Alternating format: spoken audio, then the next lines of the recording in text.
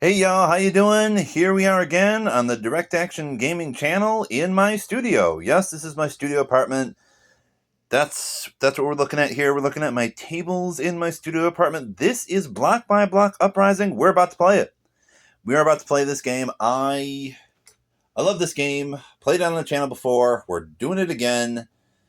It's a very challenging game, so I'm still trying to get better at it. But again, it's a very challenging game. Because it's supposed to be, I suppose. It's literally called Block by Block Uprising, the Insurrection Game, 3rd edition. So, yes, you're literally doing an insurrection of some kind of state somewhere. The details are intentionally vague for legal purposes, I would imagine. We are just opposed to the state, I guess, as a concept, shall we say. This is all in Minecraft, very conceptual. Mr. FBI person who happens to be watching. Anyway, um, so y'all should have a decent view of the board, as we might call it. What's actually kind of neat about this game is the board is really like a cloth. It's a cloth board, so you can sort of wrap it up pretty easily. Let me show y'all the box. This is the box that it comes in. The game. It's as y'all can see, it's pretty small. It's a small box. You can actually fit all the things for this game in a fairly small box. It's very easy to transport. I love it. It's one of these sort of variable board type games, right? Because the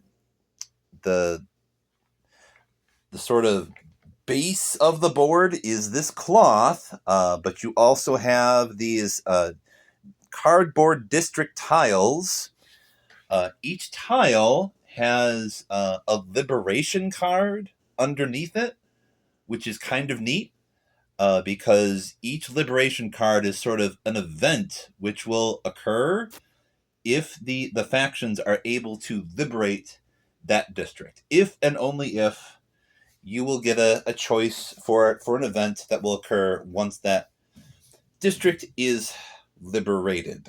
Okay, so yes, in a nutshell, we have two factions. Each faction kind of represents sort of like a social class in a sense. We have the yellow blacks over here are going to be representing the workers, so that is the working class, I guess we might say. The green blocks over here are the neighbors, and in theory, the neighbors could be anybody, I guess, just people living in places. Um, They start in the gentrifying residential zone, though, so I guess we're going to call them the middle class. They're maybe the PMC, the professional managerial class. There's some socialist lingo for you, I guess. I don't know. Anyway, yeah, in a solo game, you kind of set it up for two players. So you have you can select two of the four factions. The other two factions are students and prisoners, but they are not present in this game because it's a solo game. So since it's solo, we will start with 3 blocks each. Each block kind of represents like a mob of people. So you put 3 blocks together, and that is a very big mob. That's the basic idea. Uh, we also have, you can see these white pieces on the board. They represent the state. We have police vans, and we also have police squads. The police vans, for the most part, they spawn more police squads. So these are kind of spawn points for the police. The vans also, one van per turn is going to move and potentially cause a big ruckus. So the police are going to do a raid per turn, basically. A raid will potentially happen And maybe we get busted, maybe we don't. We'll see. It's all kind of randomized based upon this sort of reaction deck that we have up here. In the upper right corner here, we have the police morale. That's basically how aggressive the police currently are in reacting to this uprising. Since the uprising has only just started, I guess the morale is currently timid. We're at 1, so we'll see how that works in a bit. We have a staging area up here. You can probably see all these little white blocks up there in the staging area. That's where we pull extra police squads from, and we also put them back once they get defeated and or removed from the board for various reasons.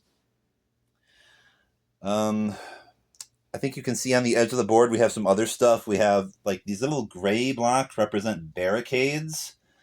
So the factions, the rioters, can basically set up barricades in between districts to sort of block the police from moving into districts. So it's a way to sort of strategically set up defenses to defend your occupations, shall we say. And that is kind of the goal of the game, is to build occupations in certain districts within a certain amount of time. Because we do have this tank on the right side here that represents the military showing up to the city to sort of really lock everything down so that like the uprising will then just end as soon as, because you can see this says game over. The final spot is game over. And the morale is tied definitely to the tank and also this police ops deck over here. So basically, as the police morale increases, it goes from 1 to 2 to 3. So that can make the tank sort of approach a lot faster, but it will also increase police activity by forcing factions to draw more police ops cards per turn. So anyway, that's the basics of the game in a nutshell. Let's just get started. Excuse me. Let's just get started. Let me pour myself some more coffee. We'll do the first turn. We will see what happens. We're playing this game on medium today. And yes, you can tune the difficulty of the game in a rather simple way because the police ops deck has this one particular card called the Heavy Reinforcements. And as the name implies, Heavy Reinforcements is not great for the uprisers, shall we say, the factions, the rioters.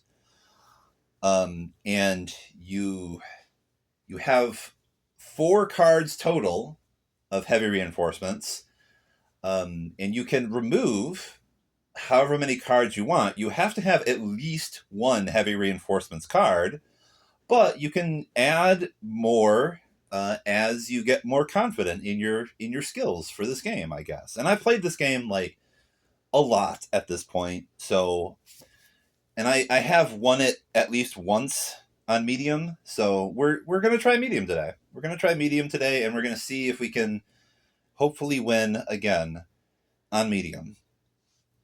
It might not happen, though. Honestly, like, this game kind of, sort of comes down to chance sometimes a little bit, because, let's see, as you might be able to see on the right side of the board, there's like an objective deck, more or less, that gets unlocked by sending blocks of people to meetings. So meetings sort of need to occur to unlock extra objectives. That's how that works. Each faction is going to need to complete one objective, shall we say, to win the game. And objectives are pretty much always about liberating certain types of districts and building an occupation in that type of district in a certain type of way. So, for example, our first objective, and you always start with one objective unlocked, which means that, yes, to win this game, you have to do meetings. We need to unlock at least one more objective to even be able to win the game at all. But our first objective is 2 liberated districts popular. popular. Each faction has these little tokens that will represent like occupations, but we also have these little flag tokens that we can place on objective cards once the sort of condition for the objective becomes true. So if we can build occupations in 2 liberated public districts, the faction that has occupations in 2 public districts wins that objective. So once we have 1 flag down, we are halfway to winning the game. Now the game is divided into 2 phases for the most part. We have a nighttime phase and we have a sunrise phase. Now in the nighttime phase, the factions get to sort of go and do their things, and it always starts with several things that you have to do first. And the first thing that you always have to do is draw a police ops card. So the cops are basically always going to get to do something first. And the amount of things that the cops can do is kind of tied to the police morale. So since the police morale is timid, and that is a 1, we only need to draw 1 police ops card. We're going to start with the neighbors, and then we're going to go to the workers. So for the neighbors, we draw 1 police ops card, and that is district patrols. So it's a squad movement card. It says all groups of police squads advance into adjacent districts with the highest police ID. Okay. So what's also kind of neat is every district has a police ID number in the corner. And this is to sort of help the kind of like, since this is a cooperative game, the police are like an artificial, it's an AI faction, right? It's controlled by the game itself. So police ID is gonna help determine where the cops are gonna move. So for example, in the Interior Ministry here, cops are going to move to whichever adjacent district has the highest ID. We've got 3, 11, 4, and 6.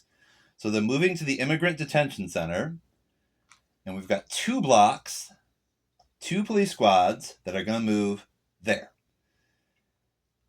Now that happens because whenever the cops move, 1 solo squad always stays behind.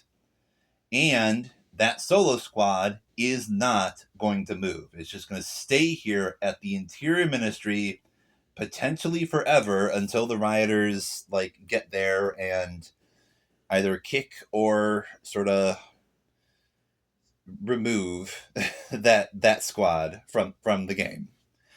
And I guess the solo squad staying behind sort of represents the kettling, we might say, that the cops will do in an uprising / riot type situation. Okay, so we have to do kind of the same thing for these other state districts as well.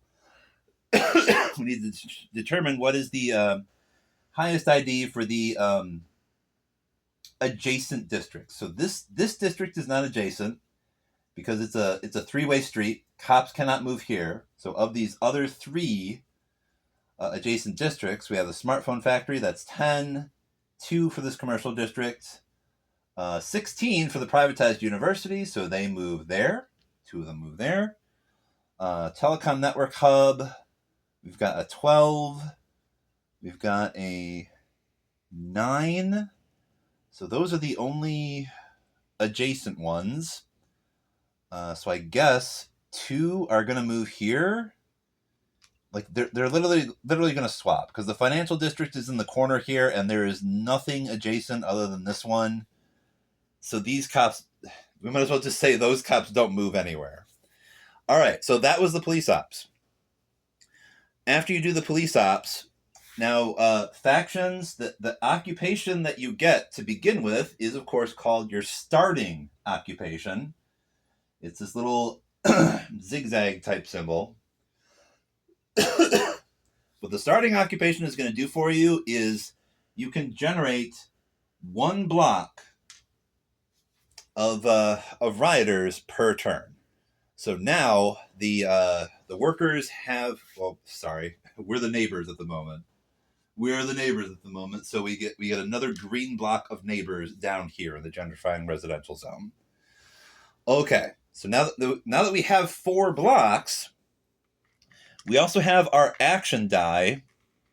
You have 5 die, and the amount of die that you roll per turn is dependent upon how many people you have on the street. So basically, more people means you can do more things.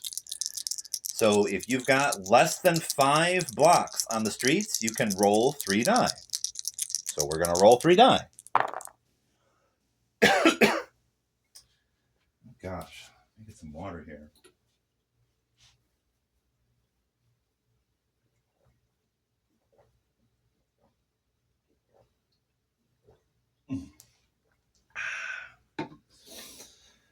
Okay. So we got a 2, a 3, and a 5. And the results matter because when you roll the die, that's what you get.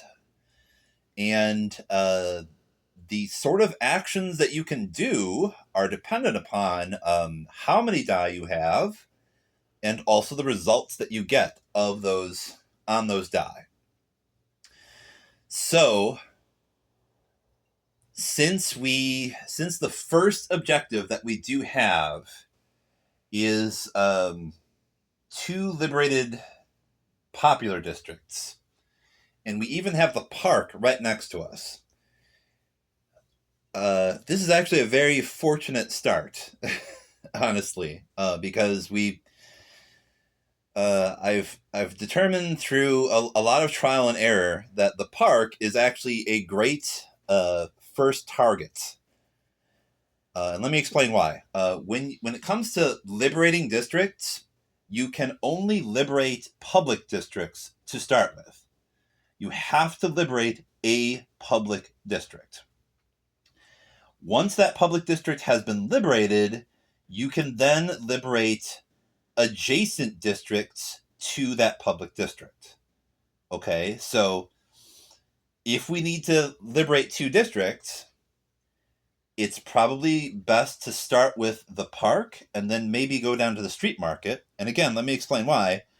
The police ID for the street market is 20. The other public district is the plaza, that's 22. The police ID for the park is 21. This is important because, as we will see with the reaction cards that we're going to have to draw at the beginning of Sunrise, one of these vans is going to do a raid. And if one of these vans goes to a public district, it's going to be either the highest or the lowest ID. Since the park is neither, there isn't going to be a raid at the park. So we don't have to worry about putting up barricades to try and defend it just yet. But we're probably going to do that anyway. Because, like, once the park is liberated, it is going to be the highest ID on the map. So that means cops are going to go here if they either go to the highest public ID, or if they are going to be going to the just highest ID district. So yes, as you can imagine, like in a riot situation, the priority for the cops would be trouble at public districts, and especially the priority would increase if like rioters managed to really gain a foothold in like a public district or any district for that matter. Because once you liberate a district and you kind of flip it to the other side, the ID number will change to something much higher than what it initially was. Okay, so again, we have 3 actions that we can do at this point. We have a 2, a 3, and a 5. So we spend the die in order to do actions. Now, a basic breakdown of actions that you can do, and they give you like this sort of handy dandy reference sheet on the back of like all the sort of faction sheets. You've got basic actions, you've got advanced actions, and you also have attack actions if you are sort of in a clash with the cops. So we don't have any clashes at the moment. We don't have to worry about attack actions for right now, but we do want to liberate this park. We want to do that. So, something we might consider doing is maybe a move and 2 barricades.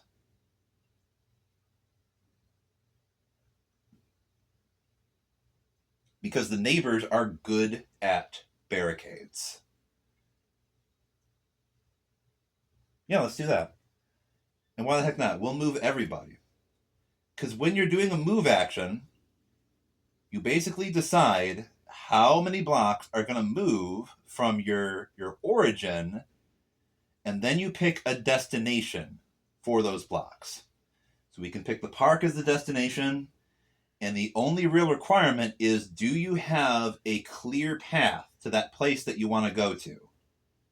Okay, so rioters can move up and down the streets. The cops can do the same thing. You're blocked by things like this sort of 3-way street deal. The cops are too. Rioters, on the other hand, can use the metro to move around the city, so long as the metro is not currently blocked by the cops. The cops can close down the metro sometimes. But that doesn't matter for the moment. We're just trying to go from the gentrifying residential zone to the park. So we can use 1 action to get there. So we're spending like the 2 to do that. Now, since the neighbors are good at setting up barricades, what that kind of means is they can do 2 barricades in 1 action. So what we can do is spend 1 action to put down 2 barricades here. We're going to use the 3 for that. And then we can use the 5 to put down 2 more barricades right up here. Okay. And this means the park is almost completely barricaded, and we are halfway to liberating it. Because liberating a district basically requires that you have enough blocks in that district that is double the sort of difficulty number that is in the center of that district. So that's another thing to notice and keep in mind. Each district has this sort of number in the center that represents like the sort of difficulty for doing advanced actions in that district. So that's where the result of your die rolls comes into play. So if you roll a 1 or a 2, that means you can only do a basic action, which we just did basic actions here. We just did move and barricades. That was it. All right. So we're gonna go for the workers now, because the neighbors have used up all of their actions. Workers need to draw 1 police ops card. And it is another squad movement, and they're going to commercial districts. Okay. So what that means is, since we have a commercial district here, 1 squad is going to move from the Immigration Detention Center to this commercial district. And I don't think we have any other commercial districts that are adjacent to any police squads, so nothing else happens. We only have one more up here, but there's a solo squad there. So that squad does not move. Solo squads never move. Okay, so we lucked out there. Nothing happened. Okay, so now we add another block to the faction start. And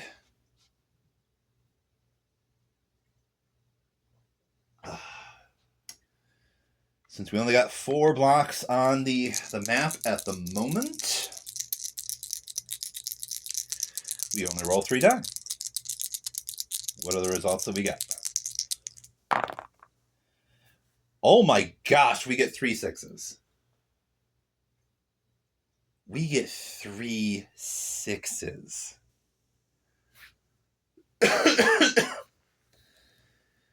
Now,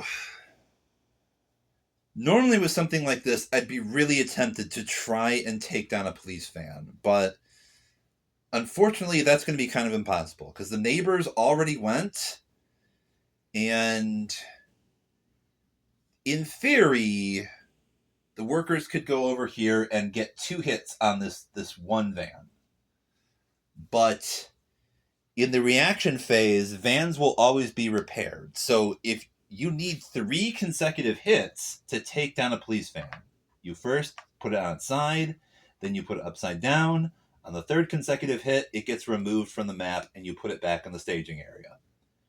And you don't have to worry about it again until you draw a heavy reinforcements card. That will bring a van back to the map. So that's why heavy reinforcements cards will indicate how difficult your current game is. Because 4 cards means that's going to come up way more often than if you have only 1 card, right?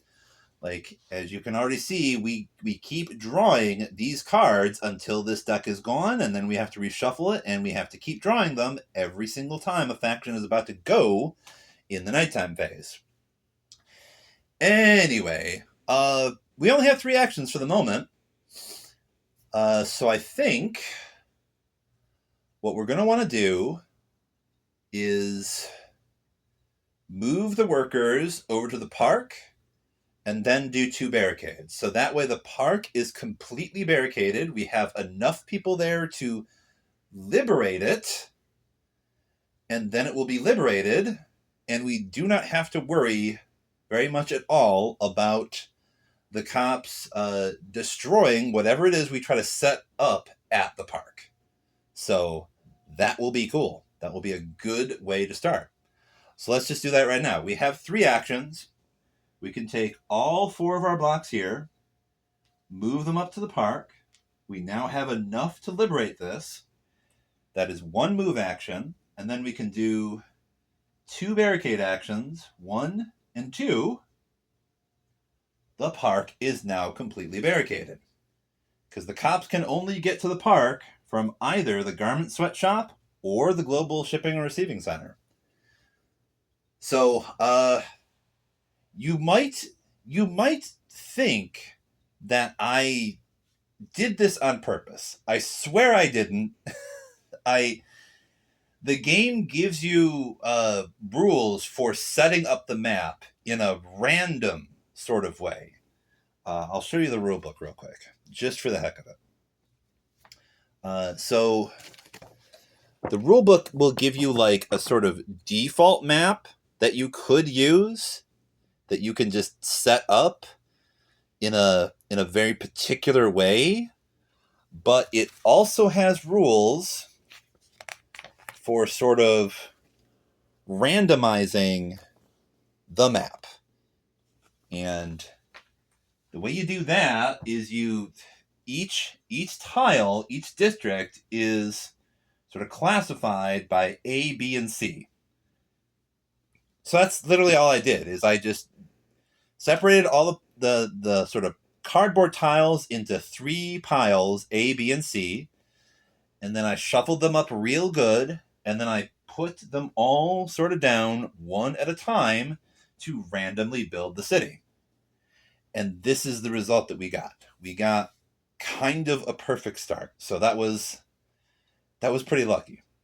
But here's the thing. Now that the rioters have done all the things, nighttime is now over, so now we do the reaction phase. Okay, we're going to take all these dice out of the pool here, because we spent all the actions for the workers, and the first thing that you do in the reaction phase is you draw one of the reaction cards. Well, this is the sunrise phase, but in the sunrise phase, the first thing you do is reaction. So we draw the first reaction card that says, a raid is going to happen in state districts. So this may mean that, like, okay, locate the police van station in the lowest ID district, which I think is financial, down in the corner. And then it's going to go to the state district with the highest police ID, which is, I think, the Interior Ministry. Okay. So according to the rules, when a raid occurs and or when a van moves, you sort of have to plot the path that it would take, because vans do destroy barricades. So since there aren't any barricades sort of in this area, the path doesn't really matter all that much. But we also, since we already have a van in the Interior Ministry district, this is the target district it's supposed to be moving to, it's going to end up here, because it would have to go here, here, here, here, and then here, because that three-way street and this highway sort of goes nowhere, so it can't go that way. It has to go boom, boom, boom, boom, boom. It ends up here at the underfunded high school and spawns one police squad there. So it raided the high school and found nothing. Nothing was actually going on there. Oh well. That's right, folks. In real life, cops sort of make mistakes all the time. They do. They go to the wrong place all the time. Yep. That happens. Anyway, so that was the reaction. After the reaction, you check other stuff too. So, and the game is designed that you don't check liberation until after that reaction. Okay, so that's why you need to be careful about trying to set up a liberation, because maybe if one of these vans goes to the district you're trying to liberate, like, all of these blocks would be gone if a van just rolled up in here. Because a van will remove all blocks and all occupations in that district. It's a raid. So, like, it basically represents, like, half the force just showing up and arresting every goddamn buddy. That's what that is. So, all right. But that did not happen. We now have a liberation because we have 8 blocks in this park and it says 4. So, boom, we have a liberation. Okay, here's what I'm going to do. I'm sorry. Before I do this, I think I'm going to need to pour some water and maybe take a cough pill real quick. Sorry about that, YouTube.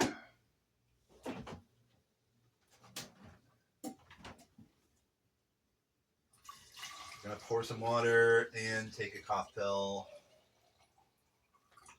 I don't have to be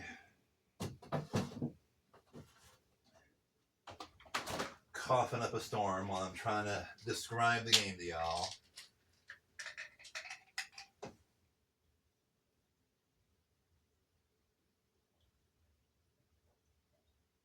I need to get some hydration going here.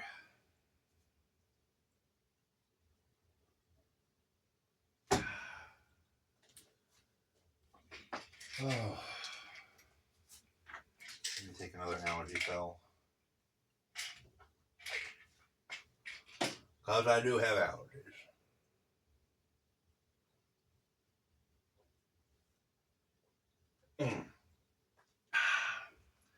Okay.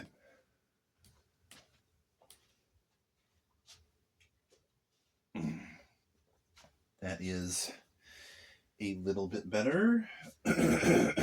Excusez-moi. Where the heck did I put? Looking for the tissues.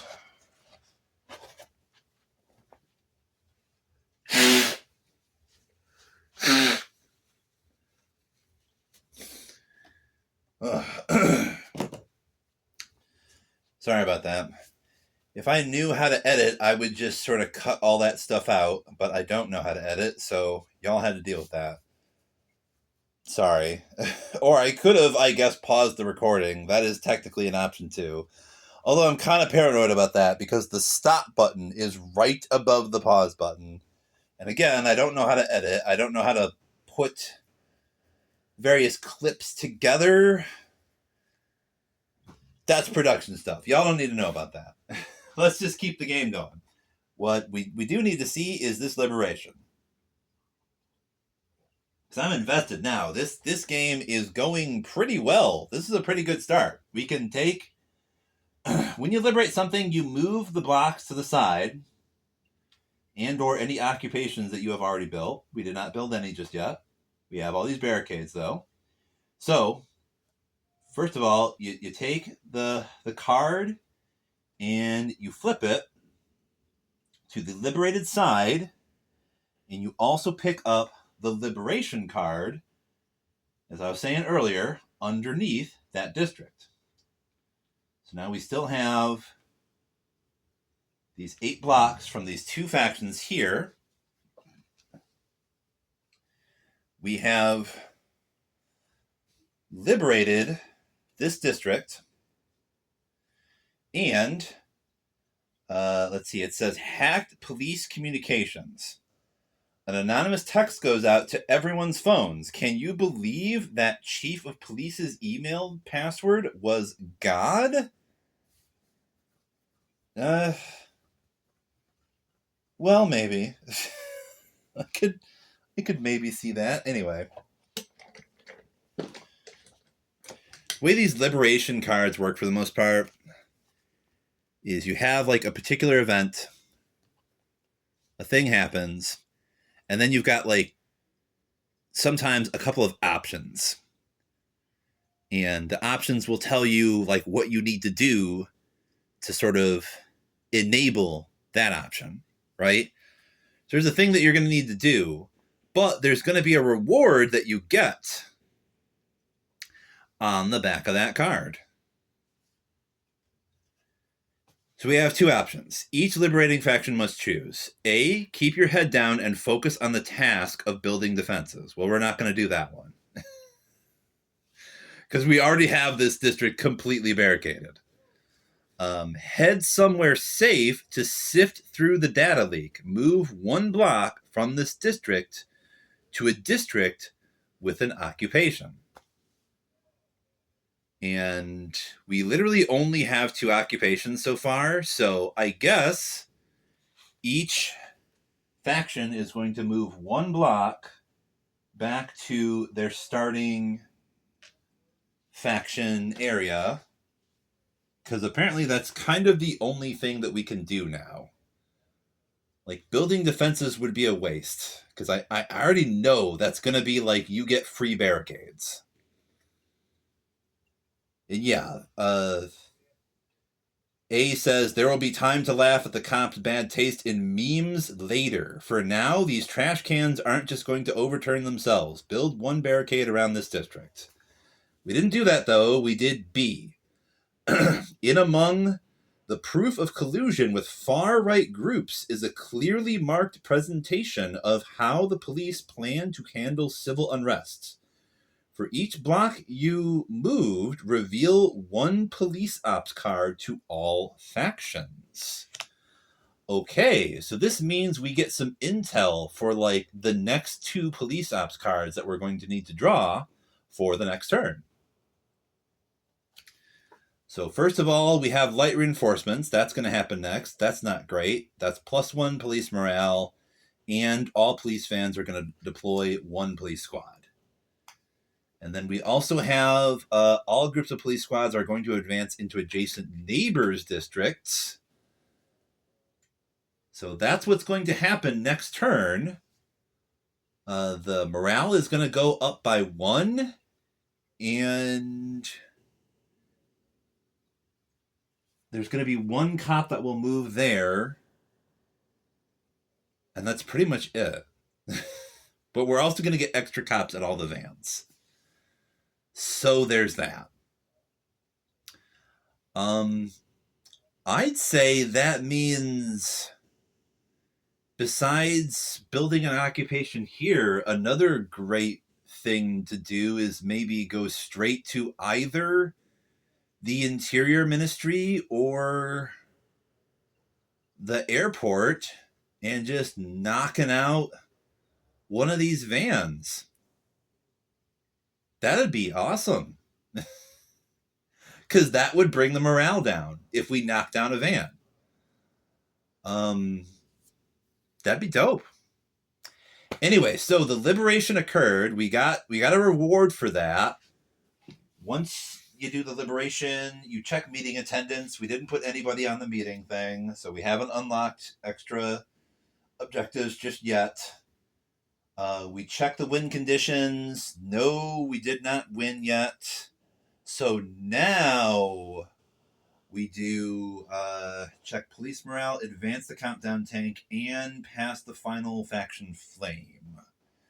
So unfortunately, liberating this district is not going to move the tank back 1 because the liberation already happened. We can't sort of reduce the police morale either because it's already at 1. So tank is at number 9 now. That's just where it is. And yeah, we're going to the next turn. You know what? I might as well. Let's see, where the heck is that? Where did I put it? Yeah, we'll take out the faction flame. This is kind of neat. There's also like a little flame token. There's a little flame meeple that you kind of pass around to sort of change like the first player. So we're going to switch it to the workers from the neighbors to remind ourselves which faction went first. So the workers are going to get to go first now. The police morale is 1, so we only draw 1 card, and we already know what that card is.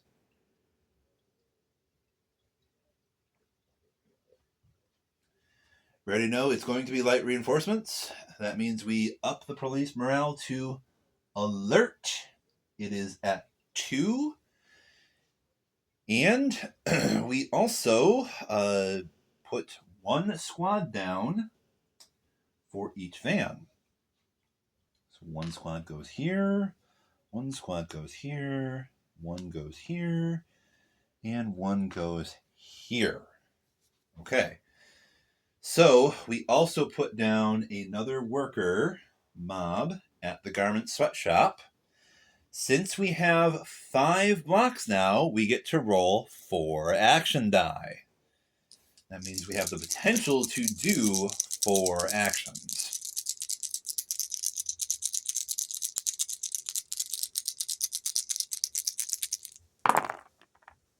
Ooh, nice. We get a 1, 4, 5, and a 6. So, in theory, what this means is the workers could do a move and get 2 consecutive hits on this police van over here. We could do that. Because since we got a 1, 4, a 5, and a 6, we could use the 4 to do a move. We could move 2 blocks from the garment sweatshop over here. We could combine the 1 and a 5 for a 6. Since the international airport is a 6, yeah, all state districts have a difficulty of 6, basically. And we would need that number to get a hit. If we do that, then the neighbors just need to score one additional hit to take that police van down. That would be pretty cool. Because then we could take the morale down. We want to take the morale down because, remember, the morale is also tied to this tank. And this tank is going to go forward 2 spaces rather than 1 at the end of the turn.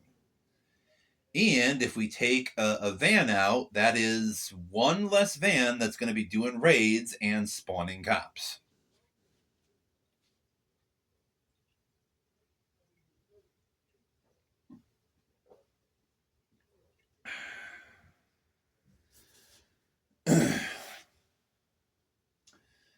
The next thing we're going to probably want to do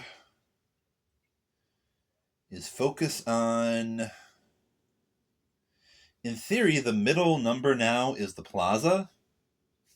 In theory, the lowest ID number now is the street market. So the street market could get raided. I kind of think we should focus on the street market next for liberating that. We also definitely want to maybe consider putting 1 block on the meeting so that we unlock another objective. We need at least 2 objectives to be able to win the game. So the workers could move 1 block over there and get 1 hit and hope that the neighbors can finish the job. If they have 3 other actions that they could do, they could do an occupation at the park and still have 1 action left. And if that occupation is an assembly hall, we could spawn another worker mob. That would not be terrible. We'd have even more people on the streets. It would not be terrible. And we would do all of this under the assumption that the neighbors would be able to get 2 more hits, which might not be true. But even if it isn't, we bring the morale down anyway by just doing a build here anyhow. So doing a build there actually would be the easiest way to bring the morale down. So let's start, I guess, by doing that. Because really, we could just spend 1 action to have the workers do an assembly hall build right here. That brings the morale down to 1. And we could do another action. We could use another die of any value to do a basic action to sort of use this this occupation's special ability, which is to spawn some more workers, and we'd still have 2 actions left. So we could perhaps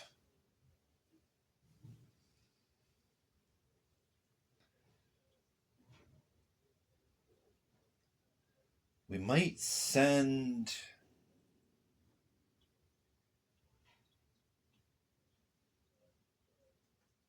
two people to the meeting with 1 action. We got 2 blocks here.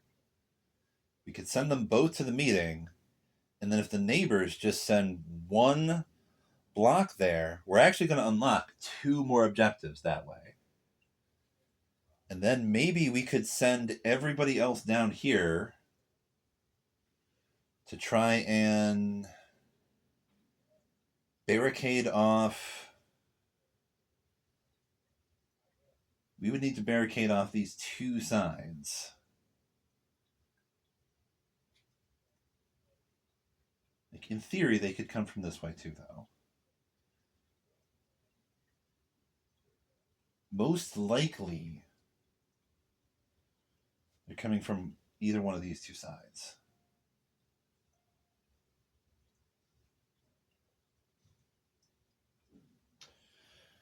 Anywho, so we will spend,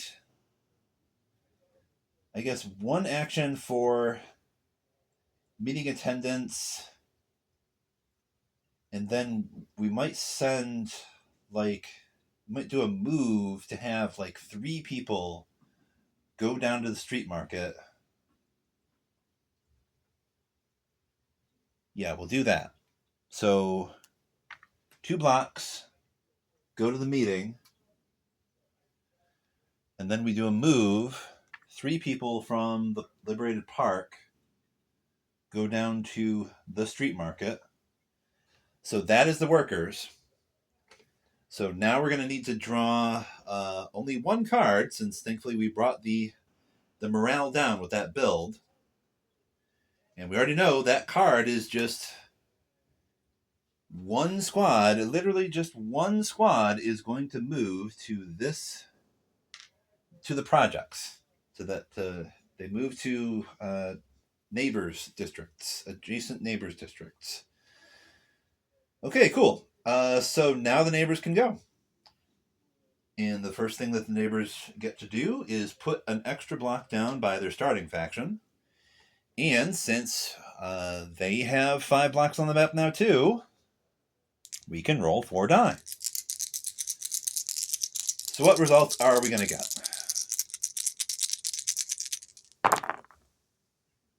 Okay, we get 2 2s, a 3, and a 4. Okay. What the neighbors could do with that, we could do a move, 2 barricade actions, and send 1 person to the meeting so that we could unlock 2 objectives. So let's spend 1 to have 1 person from the residential zone go to the meeting. Then we'll spend another 1 to have all 3 of these neighbors go here. Then we have 2 more actions. Let's see.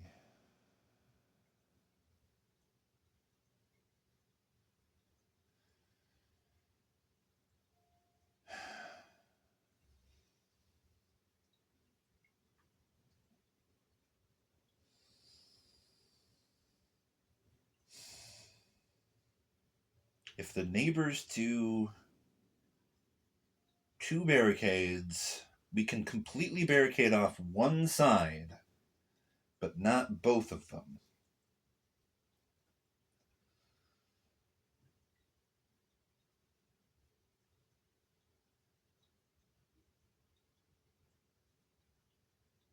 So we can either barricade off the overcrowded jail, or the immigrant detention center, or the gentrifying residential zone.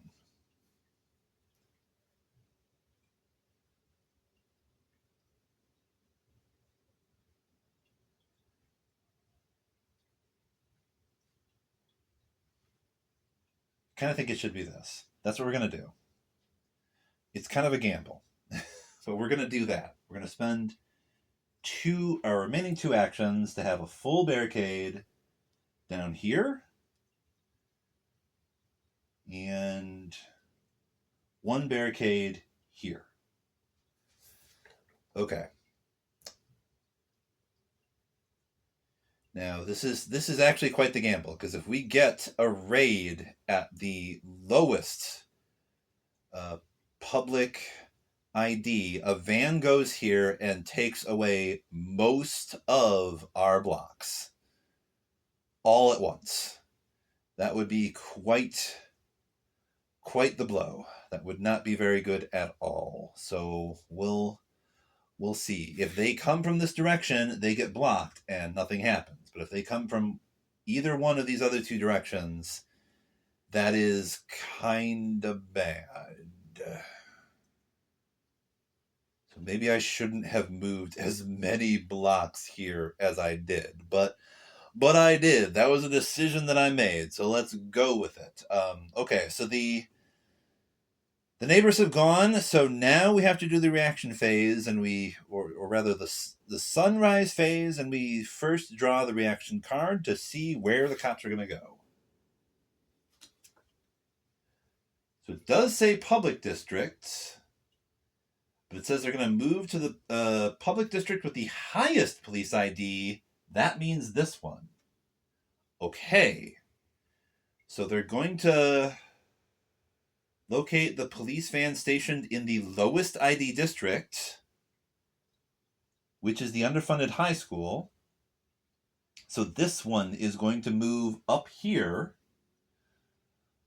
So what that kind of means, unfortunately, is it's going to move up here and it's going to stop here. It's going to take out the starting occupation for the workers. So they're going to lose that for the moment.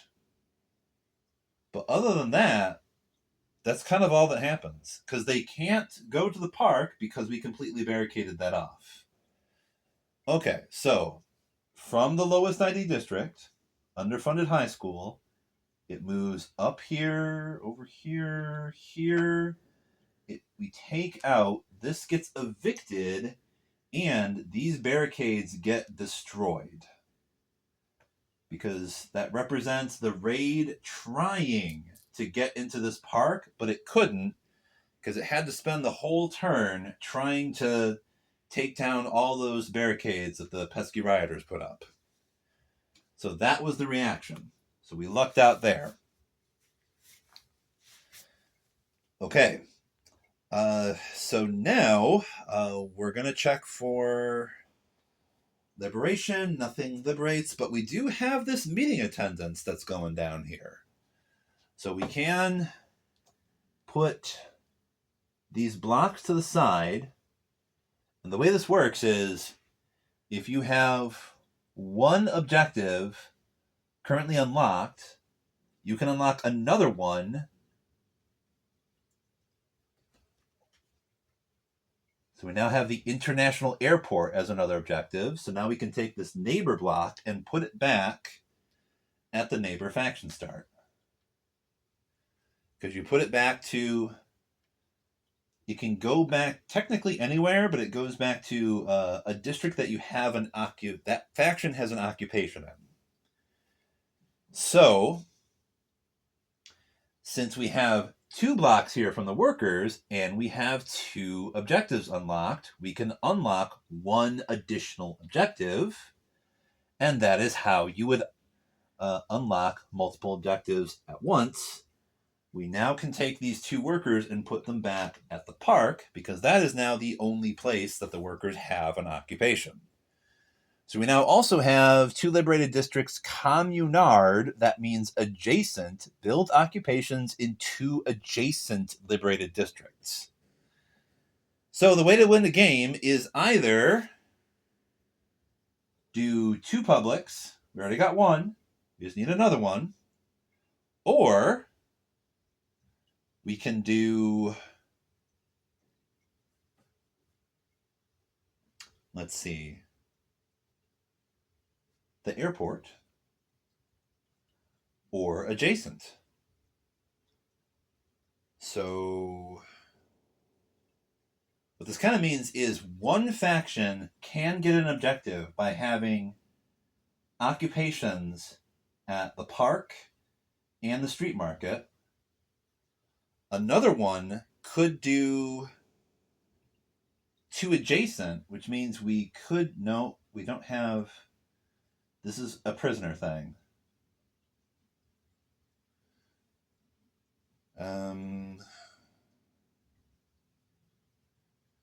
So for the moment, I think it kind of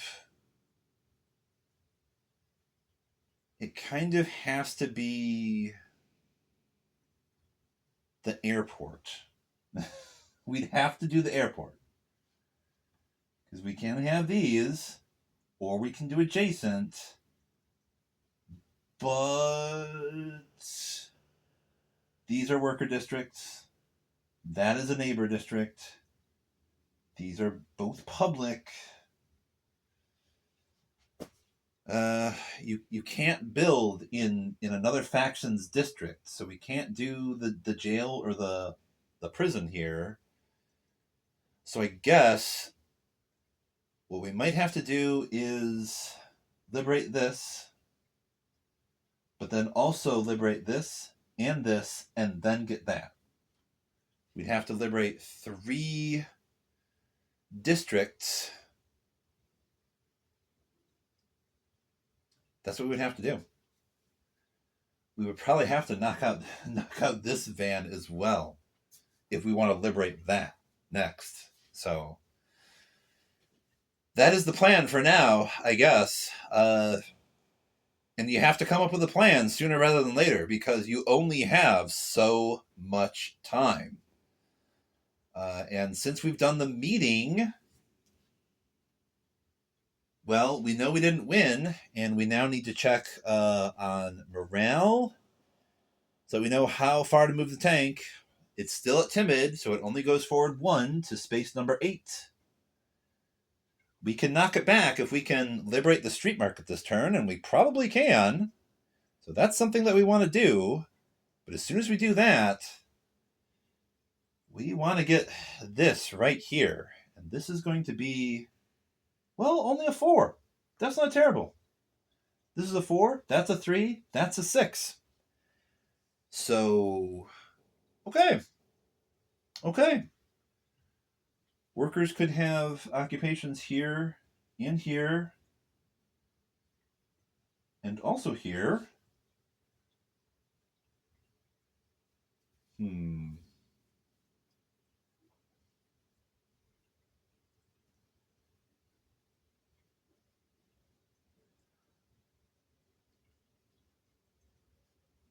Neighbors could build something there. Yes, they could. Neighbors aren't going to be able to do an awful lot of occupation building here. We're going to have a whole lot of worker type stuff, which is fine because the workers are better at building things anyway. All right, so we're gonna switch the flame over to the neighbors. We can start the next turn now.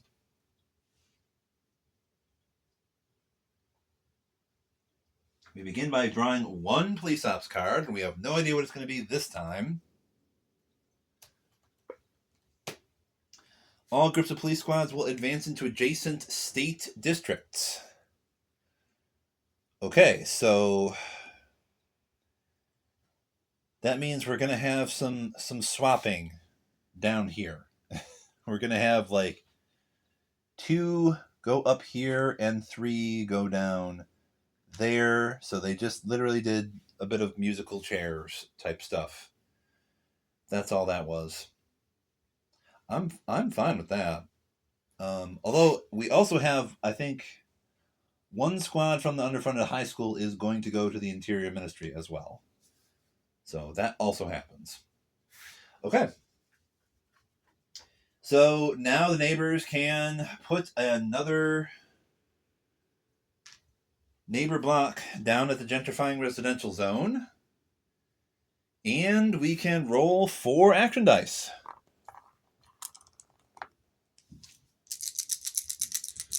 Hopefully we get some good results because we want to knock out that van.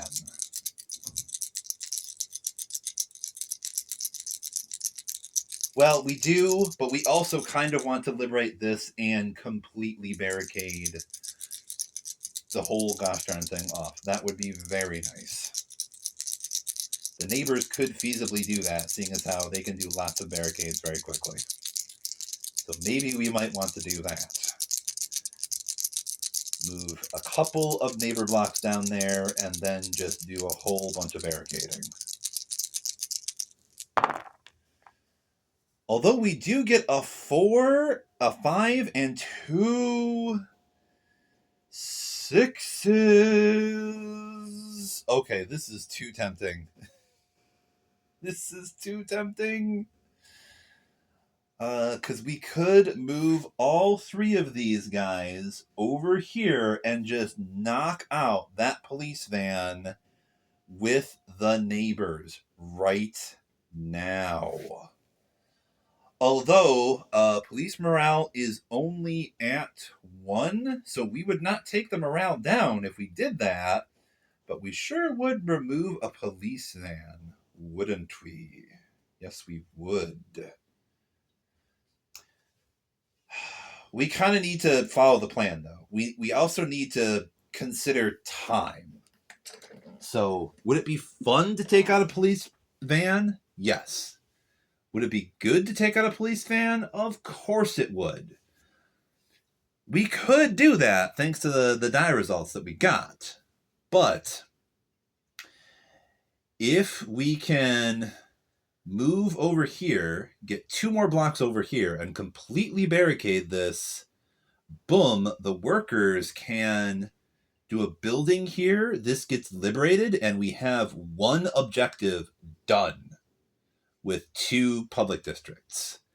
Then we focus on liberating this and taking out that van. So by taking out that van now, we're kind of getting ahead of ourselves a little bit. We already have this set up down here. We might as well finish the job. So with that in mind, let's spend the... It doesn't even matter. These are all going to be basic actions. We can do 1 action to do 2 blocks down here. All right. We can do another action to do 2 barricades up here. Okay, on the top. We can do another action to put down 2 more barricades to complete this.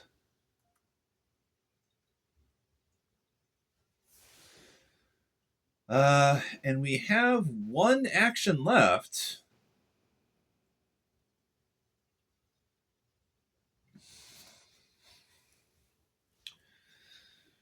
Which, I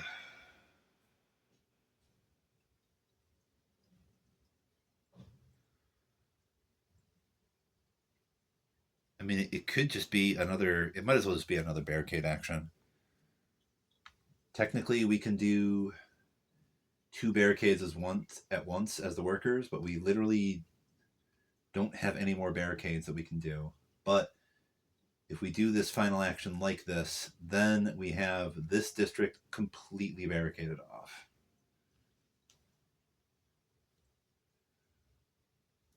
So, cool. Now we don't have to worry about raids coming to the street market, and it is going to be liberated. All right. Good job, workers. I mean, neighbors. Anyway. All right, so now we're going to draw another police ops card. And we get all groups of police squads will advance into adjacent public districts. We do have the plaza here. Street market, park. No movement can occur, really, because we don't have any police that could move that are adjacent to a public district. All right, so the workers get to put down. They don't get to put down anything, actually, because the cops took out our starting faction occupation. So what we can do is we already have 6 blocks on the map, so we can still roll 4 die.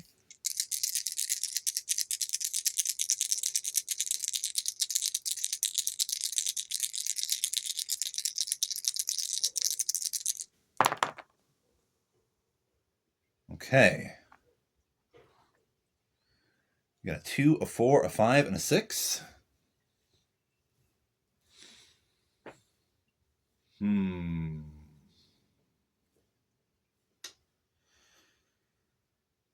Let's see.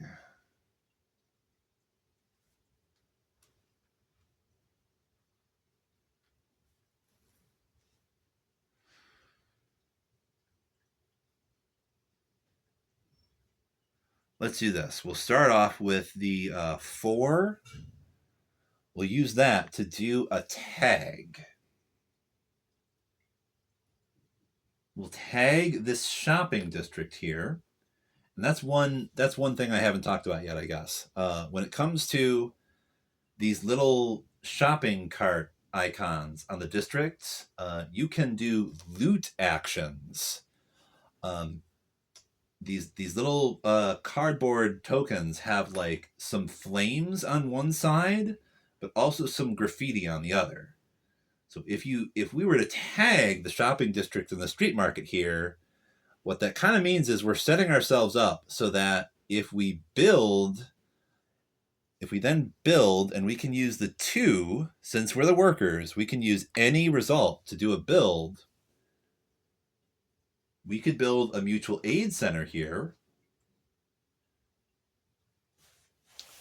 Once the mutual aid center is established, now we could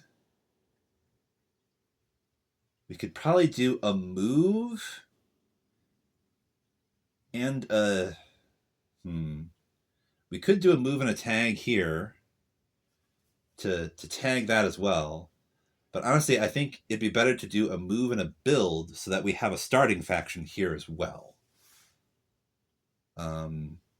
It's tempting to use one of our actions to be able to draw a loot card. So we can't do that just yet, while at the same time putting that starting faction back down again.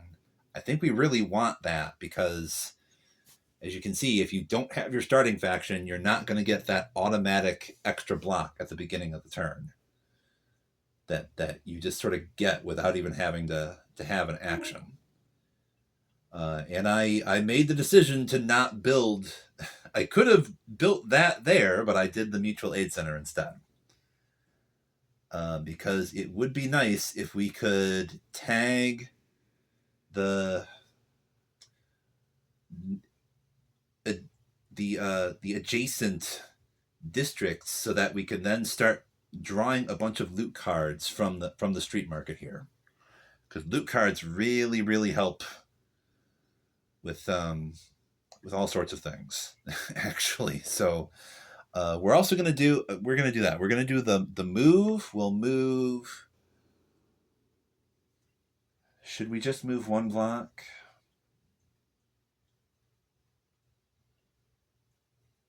Should we move 1 block or all 3 of them over there?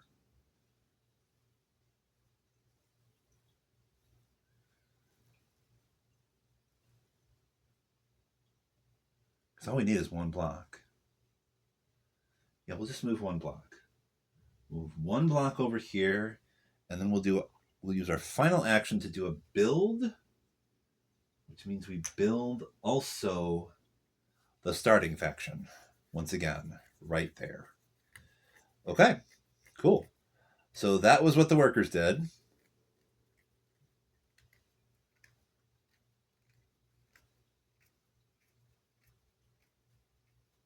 Right, I forgot to switch the flame over. They started the turn. Okay, so now the neighbors get to go, and they draw 1 police ops card, and that is heavy reinforcements. So it's a good thing, I guess, that I didn't knock out a police van already, because it would now be replaced. But instead, we just get +1 police morale, and then we're going to get an extra squad at each van. So we get an extra squad there, an extra squad, extra squad there, extra squad there, and an extra squad there. Okay. So that's what happens, and the neighbors are going to want to take that morale down now. And the only way we can do that is either with a build, or we that could happen with the liberation that's going to happen. because we've got 5 plus 3 is 8. So this is going to be liberated now. But we also, let's see, we did the draw, but we also get another block at the gentrifying residential zone, and we get to roll our 4 die for the neighbors.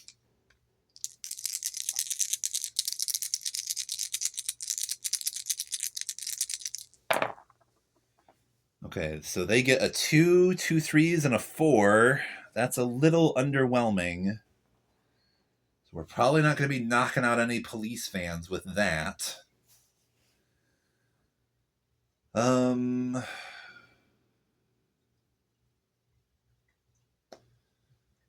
What should the neighbors do instead? We could do tags. We could try tagging things. We have 2 people here. We could combine 2 3s to do a tag there.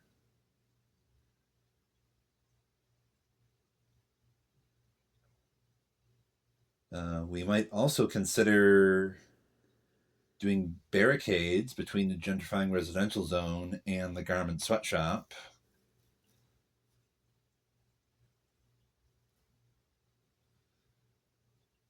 Although that doesn't make as much sense.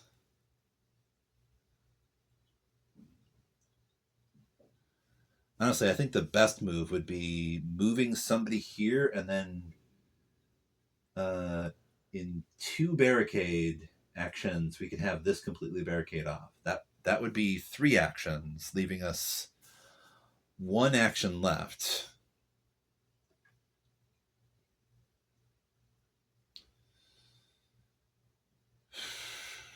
I don't even know what we would do with that extra action.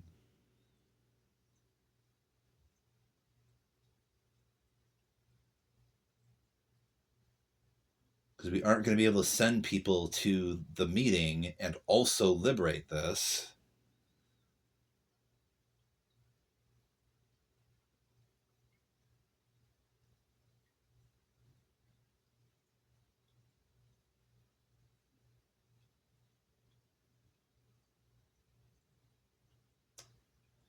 Screw it, that's what we want to do, though. That's what we want to do.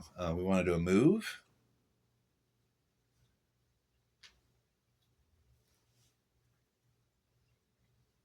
We could just move 1 block there. We could just move 1 block there. 1 block. And we could do 2 actions to completely barricade this side. With our final action, we could also put barricades here for the heck of it. Why the heck not? Okay, so 2 actions to completely barricade this side. And then in another action, we can put 2 barricades right here. So that would not be enough to stop the police van, but it would be enough to stop these police squads from moving into the gentrifying residential zone. So there is that. Okay. So the neighbors have gone. They did a whole bunch of barricading. We have a lot of barricades down. That is awesome. We now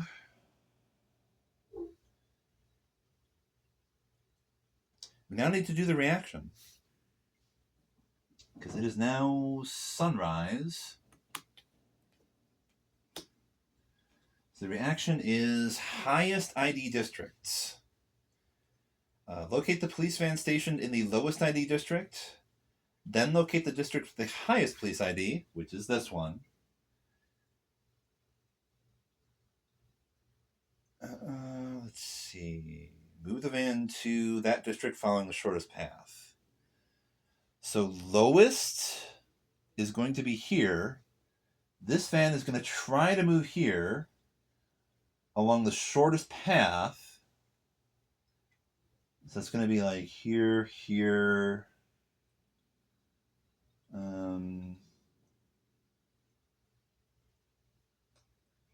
It's going to end up here. Because it can't move here. It also can't move here. So it's basically just going to stop here. These aren't going to be destroyed because it doesn't move here. We just have this van moves here and spawns another squad of cops. So we have yet another van that's in our way to the international airport. So we're gonna want to get some mollies from this from this mutual aid center down here. We're gonna want to get a lot of Molotovs so we can mess up these vans. That would be nice, especially since we already drew the heavy reinforcements card. We know that's not going to pop up again. So any vans that we destroy are just going to be gonzo until we reshuffle this deck again and potentially draw that again. Okay, so that was the reaction. Now we do liberation because we do have 8 blocks down here. So we can liberate this.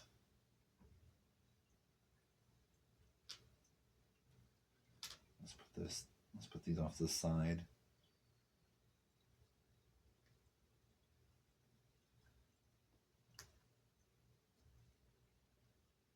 We sort of get rid of this.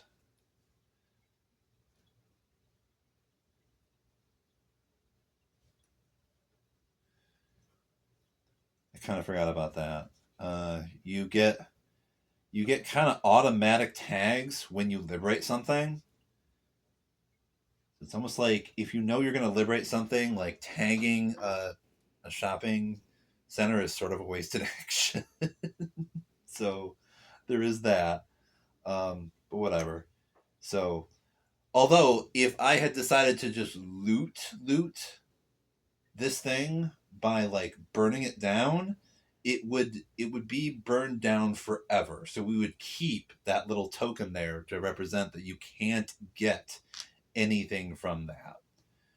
So that's an interesting little mechanic. When you burn down shops, you get an immediate thing from that. You get to draw 1 loot card when you burn it down.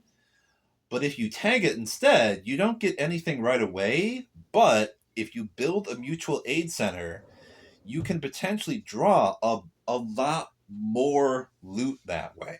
So the game kind of incentivizes you to not burn things to the ground. It incentivizes you to sort of like really get organized and repurpose buildings to become mutual aid centers, to spread resources around rather than destroying things. Anyway, so the liberation has occurred. I gotta take the card out. Okay, so it now says chain of command collapse. 1 stolen radio, a couple misleading commands, a few false alarms called in, and the whole police communication structure falls apart. So each liberating faction must choose: A, take advantage of the chaos. B, it's as good of a time as any to spy on the police more directly. Move one block from this district to a district adjacent to police. Why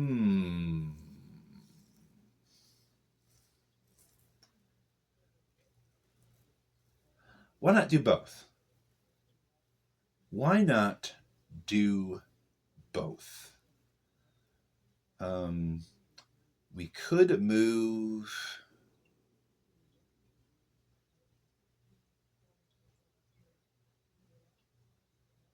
Should we move neighbors or workers here?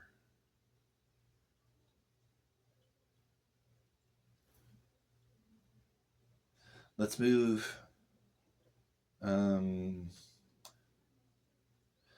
Okay, let's say we move neighbors. Neighbors are the ones that move to a district that is adjacent to police in the garment sweatshop there. So they spy on the cops. And then the workers take advantage of the chaos. Yes, Harry. What's going on? You considering jumping up on the table? that what you're thinking about doing? Hmm? You gonna mess everything up on the table? Yes, you are. That's okay. Oh, my little guy.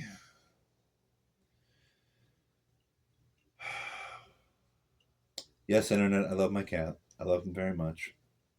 Ooh. That's why we're going to put him right back down on the chair.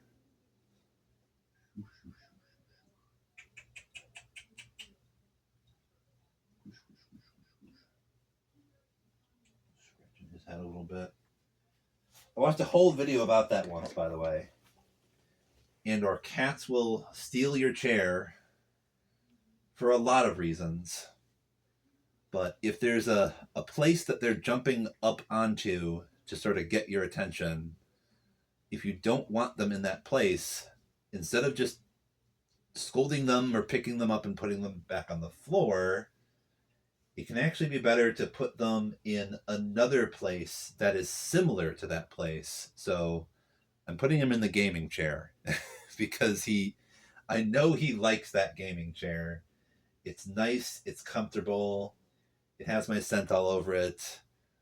It's high up. Cats like being in high up places because it's safer, I guess, than being on the floor. So we're making Harry feel better by putting him there.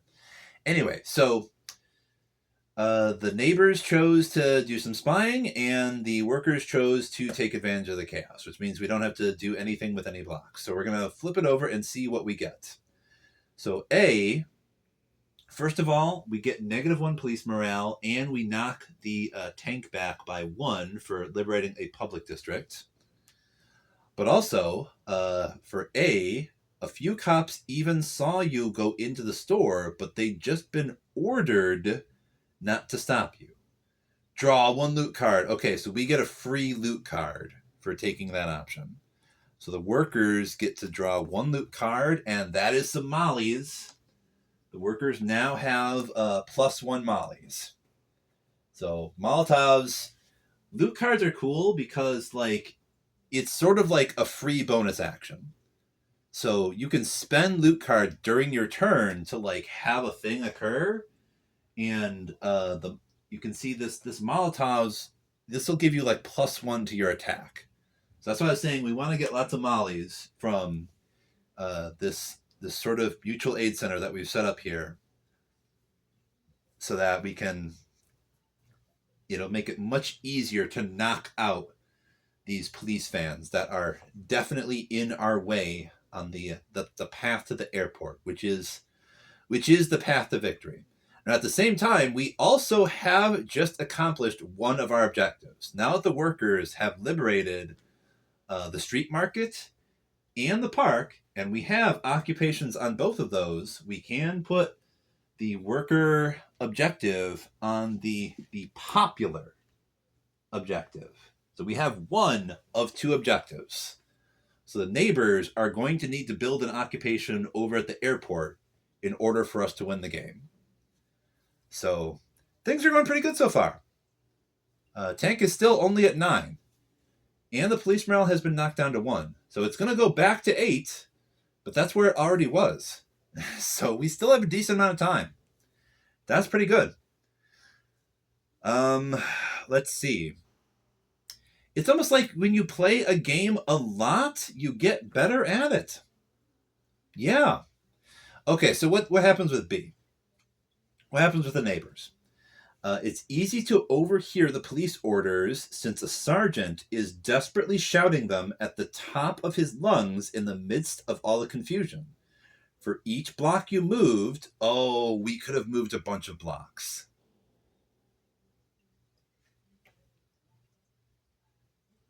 It says move 1 block from this district to a district adjacent to police. It only says move 1. Oh, right. So for each block, as in like multiple factions could have made that same choice, but it was only the neighbors. So for each block you move, reveal 1 police ops cards to all factions. So we get to do a sneak peek of the next card, which is they're gonna move to adjacent workers districts next. So that means one squad from here is going to try to move here and take down one of those barricades. So we know that that's going to happen. And we're also going to have, I think, 2 squads from here moving over there. And that's pretty much it. That is the next card. Okay. All right. And all that other stuff happened. Cool. Fine. That was the liberation. And we don't have a meeting thing to check. We did not win anything, so we're going to pass the flame to the neighbors. We're also going to move the tank down 1 space, because morale is only at 1. And we're going to move to the next nighttime phase. Cool. And I'm going to take my medicine real quick. Real quick. It's 11 o'clock. Taking my meds real quick, YouTube.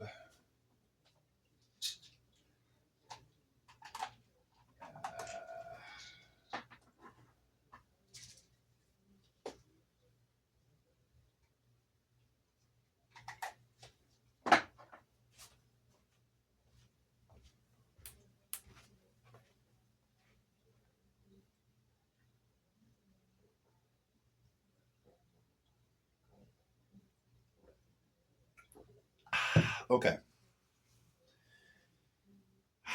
Amphetamines. Yes, I take Adderall because I have ADHD.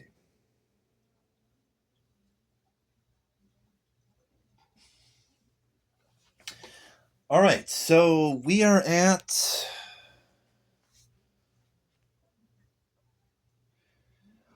1.5 hours so far. Okay, that's not terrible.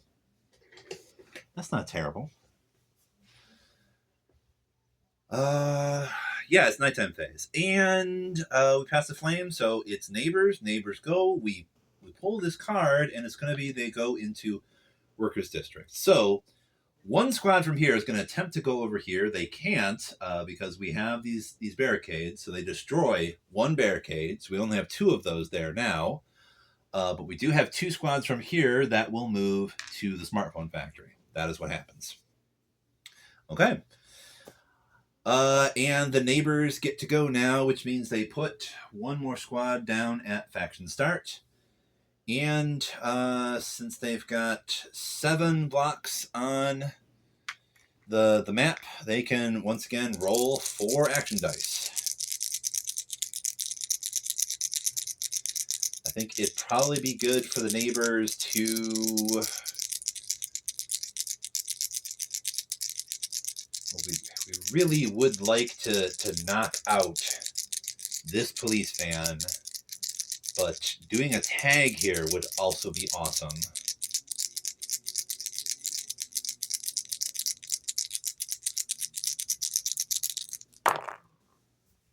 Let's see. So we've got 2 5s. Okay. And this is a 4. All right. So this time, yes, we're gonna want to do a move and 2 strikes. And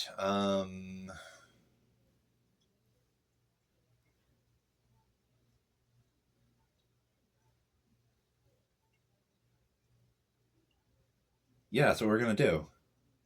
So we can move 2 blocks from here. We can spend the 1 to move 2 blocks from here. All right. Since this district is a 4, we can spend these 2 5s to get 2 consecutive hits on the police van. So that upside down. Cool. We have 1 action left, and I kind of think it would be good to have this block repair the barricades here. So we're going to do that. This block is going to Repair the barricades. Because unfortunately, we have a 2, and that's not going to allow us to tag this area. That's not going to happen.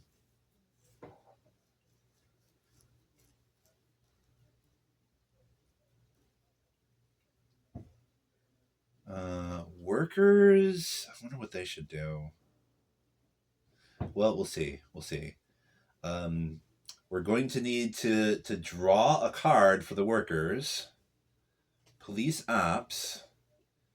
Paramilitary raids. Okay, so the police morale is going to go up 1. So if the workers can take out this van, we're going to bring it back down again. But we also get all groups of police squads advance into adjacent districts with occupations. All right, so these squads are in a clash. That means they can't move. And I don't think we have any police squads that are actually adjacent to any of our occupations. So no police squads are really going to be moving, but because this is a solo squad here, solo squads never move. Police morale does go up by 1. Okay, we'll take that. All right. So now it is the workers. The workers get to put 1 additional block down here at that faction start that we built. And let's see. We get to roll 4 die because we have 7 on the map. So let's roll 4 action die.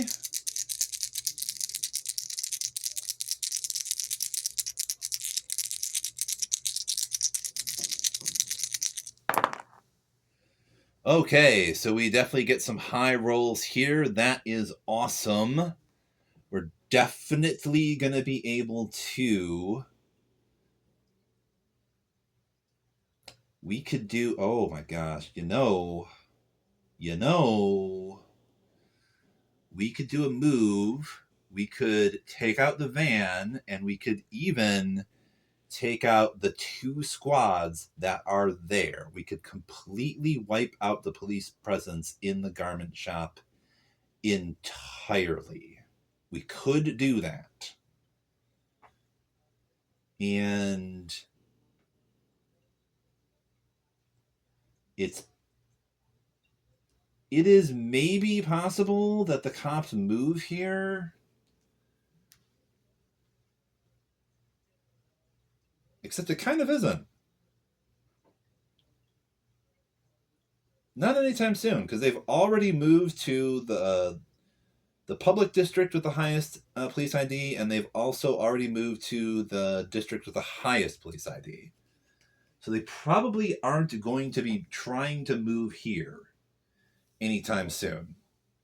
No raids are probably going to be stopping here because they can't move there. So... yeah, what we might do is just a full-on assault of 3 workers up here, 3 worker mobs, just bum rush. Take this out and those 2. We bring the morale down by 1, and that would be cool. We would have this cleared and primed for liberation too, because we would have, let's see, 3 plus 2 is... math, it's 5. So we would just need 3 more blocks to be there to be able to liberate that. We could even do another build there as the workers. We could do like another assembly hall to pump out some more people, and or better yet, maybe a mutual aid center, because we have a whole bunch of shopping things right here, don't we? Yes. Okay. All right, so we spend the 4 to have these 3 worker mobs move from here up to here, joining this clash, and then we can do 3 attack actions with the 2 5s and the 6. We can take out the van, boom, brings the morale down, and we can also remove both of these police squads. Because when it comes to attack actions, See, we've got these three mobs. Each of them can do one attack action, van, and 2 squads. And you're going to need a 4 or more to be able to do like a removal, or you could do a kick out 2 squads, which would mean like we could have done just one action to sort of boot those squads from like here to like there. But I kind of don't want to do that because then we'd still have to deal with them at some point, right? So now they're just gone. That means the workers don't have any other actions, so we still can't draw supplies from our little mutual aid center down here. That is fine though. Next turn, I think we can definitely try and maybe tag this. But I don't know. It might be even better to like just really focus on liberating this, because we could always just like put an assembly hall here and then do a swap, or just do another mutual aid center there. We could do that. we're getting ahead of ourselves here though. It's now time for sunrise. So we now have to draw the next reaction card. And this says public districts,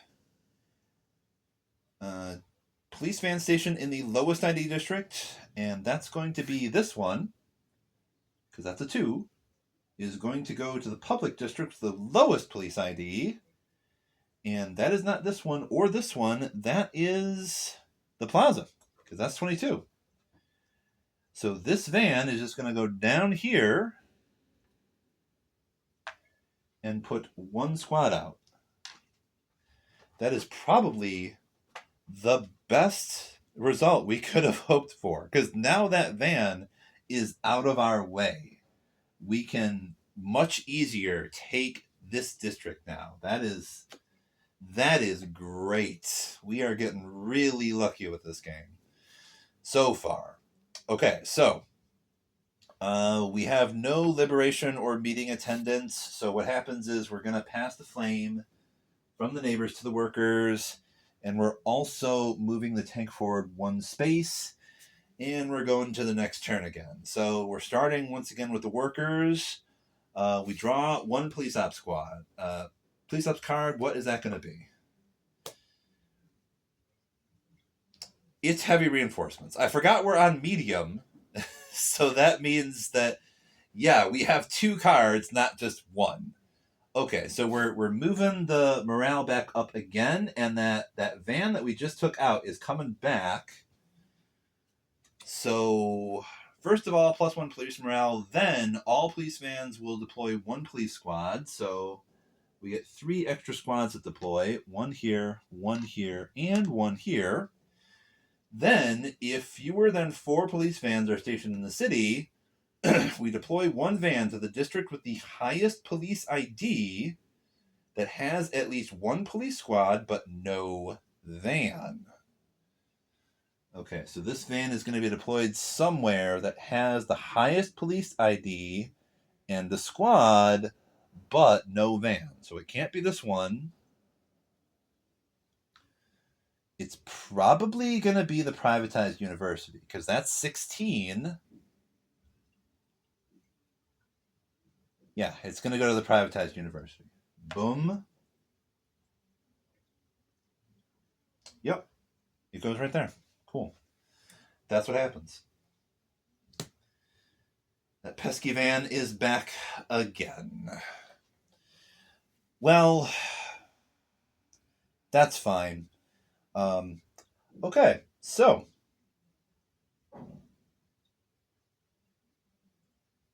we had to draw the card for the workers. We get to put another block down at the faction start. And let's see, we've got 6, 7, 8. We still only roll 4. You don't get to roll the full 5 until you have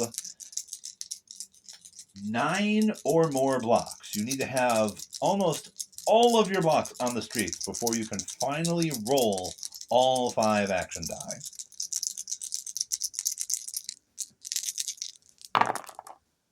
Okay, so we get 2 2s, a 6, and a 5.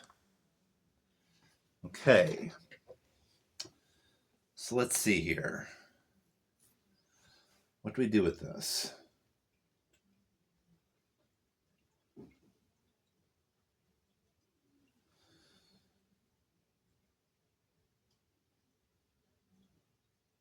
I think it would be nice to do... We could move 1 block here and tag this so that we can draw some loot. And that would be using 3 action die to get a couple of loot cards for the workers. And then we would have 1 action left,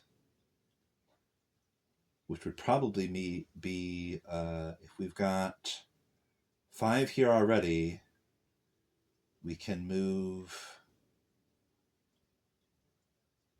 5 plus 3 is 8. So if we move these 3 here, that's liberation. If we move 1 from here down here, we can do that tag and draw some supplies.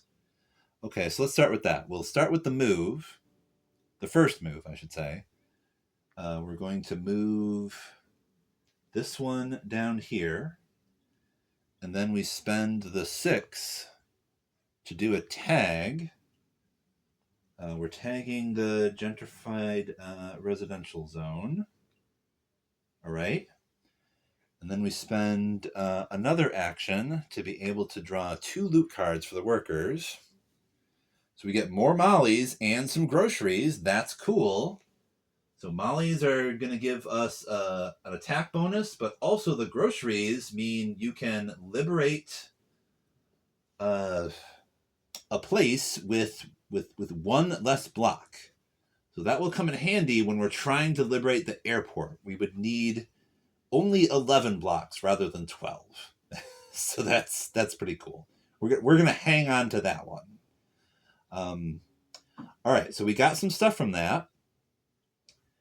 And once again, with the mutual aid center, the way this kind of works is you get to draw X amount of cards equal to like the amount of tagged shopping centers that are adjacent and or on the same district as the mutual aid center.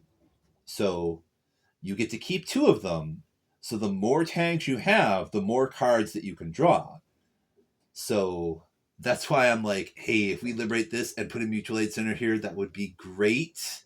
That would be, you could draw 5, well, really 6 cards, because there's 1 here as well, and you get to keep 2 of them. And there's a lot of stuff in this loot deck, so you get to choose like the best stuff from all that stuff that you draw. That's pretty cool. Anyway, we still have that 5 here, so we're going to use that 5 to move these 3 blocks from the Global Shipping and Receiving Center over here to ensure liberation. Okay.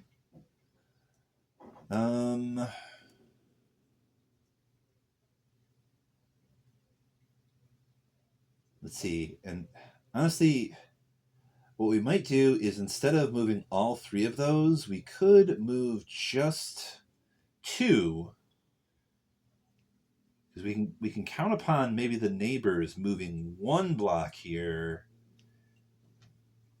and giving us enough. And the neighbors would then focus on like completely barricading this district. So that way it would be liberated. It would be completely barricaded. That would be good. Yeah. Like that.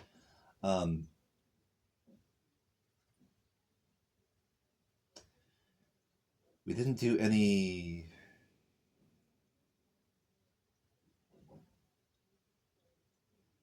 We did not do any builds, though. That means the morale is still up to 2. Yeah, that means the neighbors are going to have to draw 2 cards rather than 1, since we didn't do a build there. Unfortunate. All right, well, the neighbors are going to have to draw 2 cards. That's the way it's going to have to work. What cards are we drawing for the neighbors? We're drawing light reinforcements, so it goes up again. That's not great. And we also get 1 squad for each van. That is also not great. 1 and 2. Then 1 there, and then 1 there. Okay. Hello, Harold. How are you? Harold the kitty cat. Harold the tiny panther. Tiny gray panther. Okay.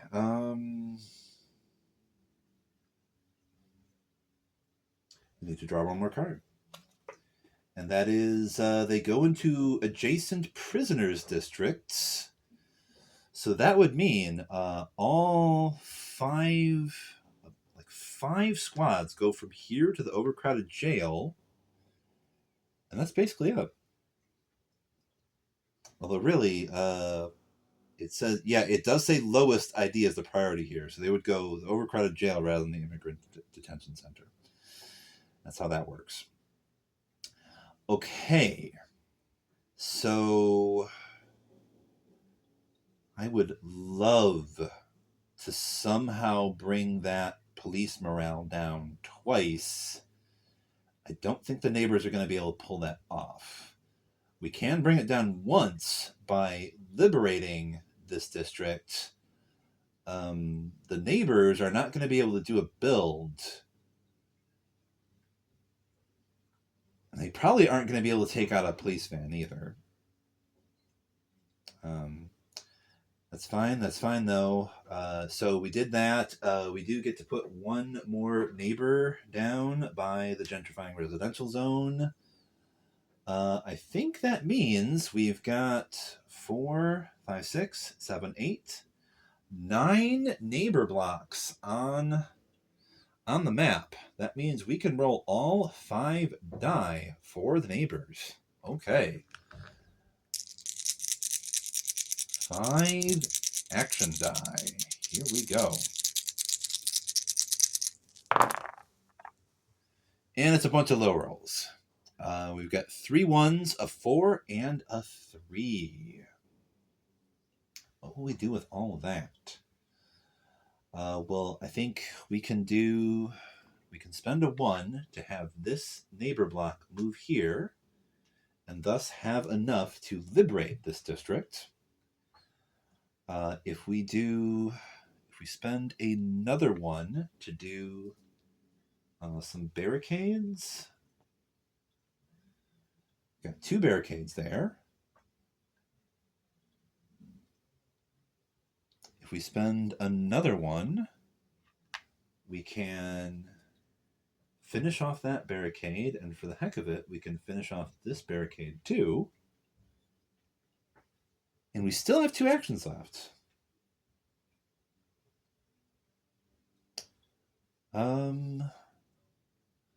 Why the heck not? You know, what we might do is... Harold? What are you doing, Harold? What are you doing?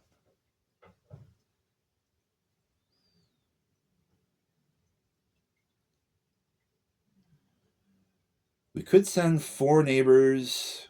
We could send these guys over here and destroy that police squad there. That might actually be kind of key, because that would set us up for liberating this district next after we liberate this one. With respect to time, because we only have so much time. And it's going to move 2 spaces this time as well. So we want to hurry this up. It's going to go down to 5. Yeah, there are all sorts of things we can do, but what we really need to focus on is getting this airport liberated. So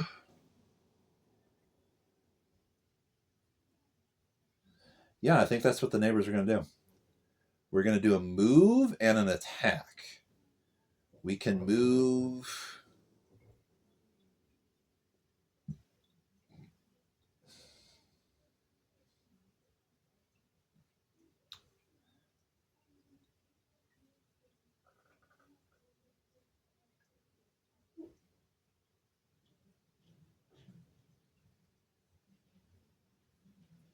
What is the lowest police ID? This is the lowest ID. Okay. Well, here you go.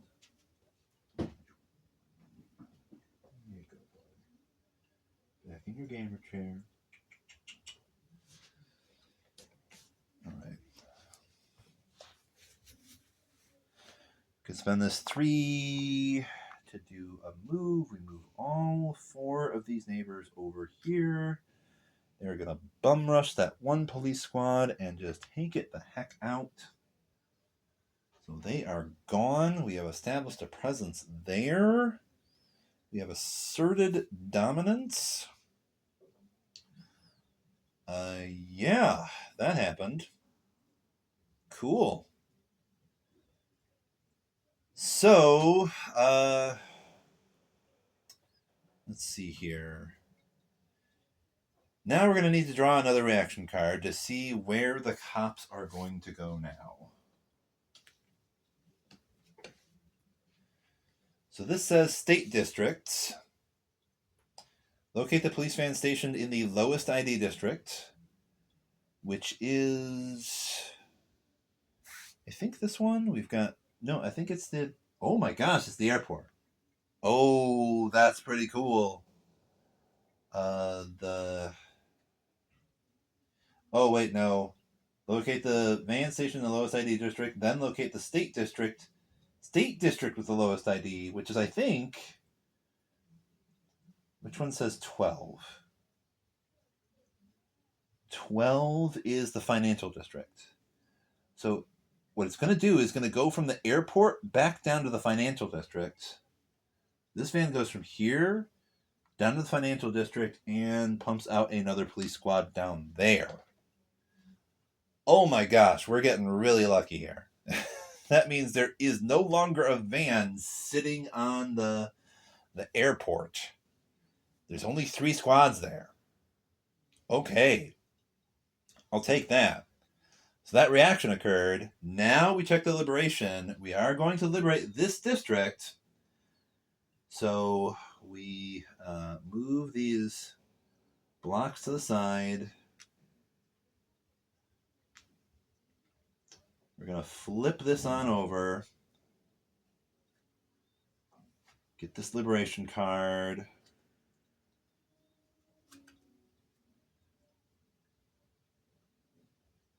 Okay. ID is now 27 rather than just, I think it used to be, I forget what it was. It's 27 now. Got an auto tag there. Okay. So, Snake marches. The jubilant crowd breaks into a series of wild marches that wend their way through the city. Each liberating faction must choose. Join a snake march headed toward a strip of corporate retail chains. Move 1 block from this district to a district with a shopping center. Or join a snake march headed towards one of your strongholds. Move 1 block from this district to one of your faction's districts. Okay. We do have shopping districts here.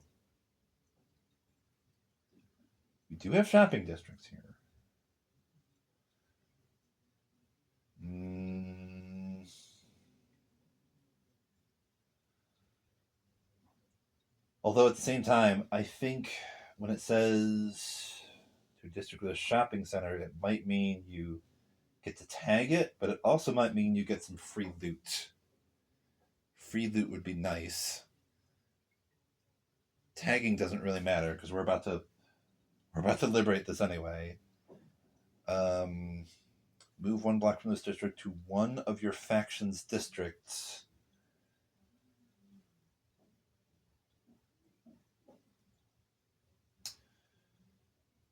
Let's see. Workers' districts. There.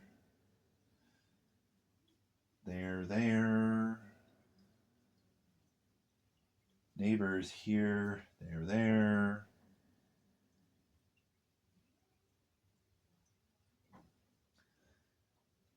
We could just, actually, if both of them just move here, we already have like 6 blocks here, and that is enough to liberate this.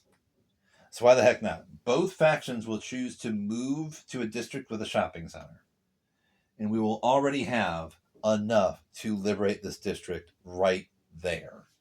So we can flip this over and see what it says. We get, first of all, -1 police morale.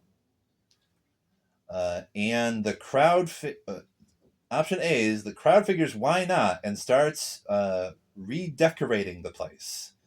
Windows go down and a beautiful tangle of art and slogans go up. So we do get +1 graffiti in that district, and we do get to draw 1 loot card. So the graffiti isn't as important as the loot card.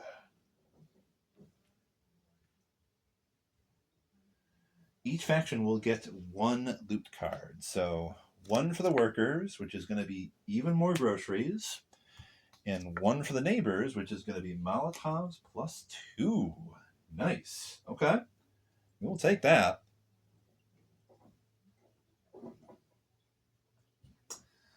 Okay, so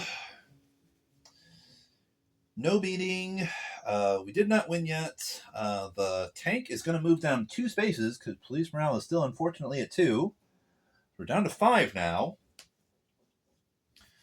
And we aren't going to be able to knock it back again unless we can somehow liberate the plaza. That's not going to happen. We're going to liberate this one, and then we're going to liberate the airport, and then we're done. So we really want to be able to knock that morale back down again this turn. And probably, the easiest way to do that would be just doing a build right here. We could totally do a build right there. Mutual aid center would be a great idea. Anyway, we also have to pass the flame over to the neighbors. So, yeah, cool. So, let's try to finish this game up. Shall we? Wait, do we have... Oh, gosh. No wonder. This is actually like two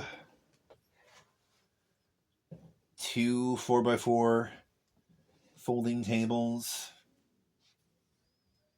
Had them separated a bit.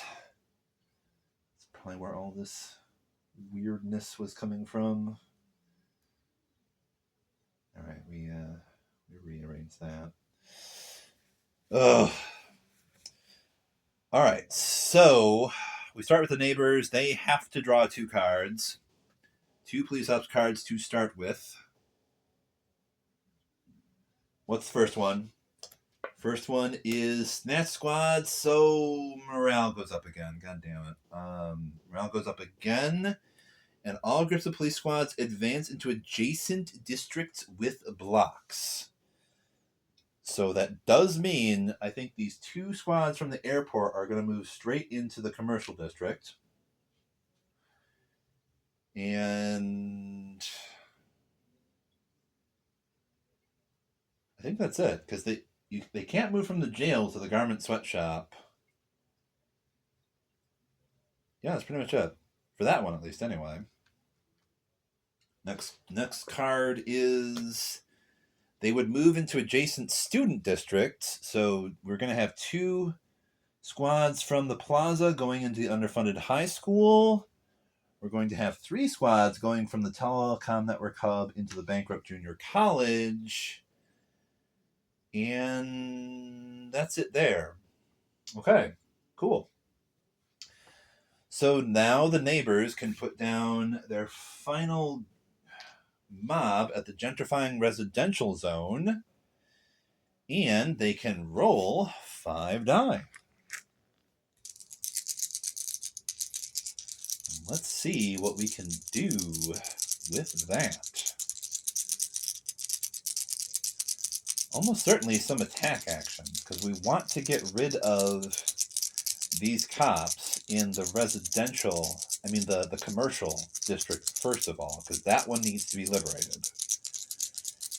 And it would also be really nice to sort of move some people over to the international airport to maybe do a build over there, because then if we do 2 builds, we bring the morale all the way down to 1, just like that.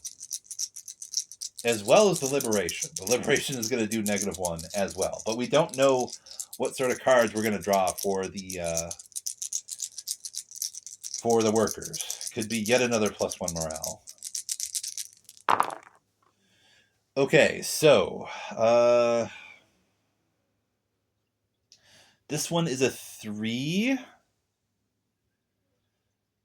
We can use a 4 to say that we can either do 2 4s to just completely remove these, or we could use 1 4 to do a kick. But we also have a 5. But to do a build here, we would need to combine like a 5 and a 1. So it might make the most sense to do a kick. To destroy this, though, we would need a 6. So we might want to do that. We could do a kick, remove these guys, just kick them here.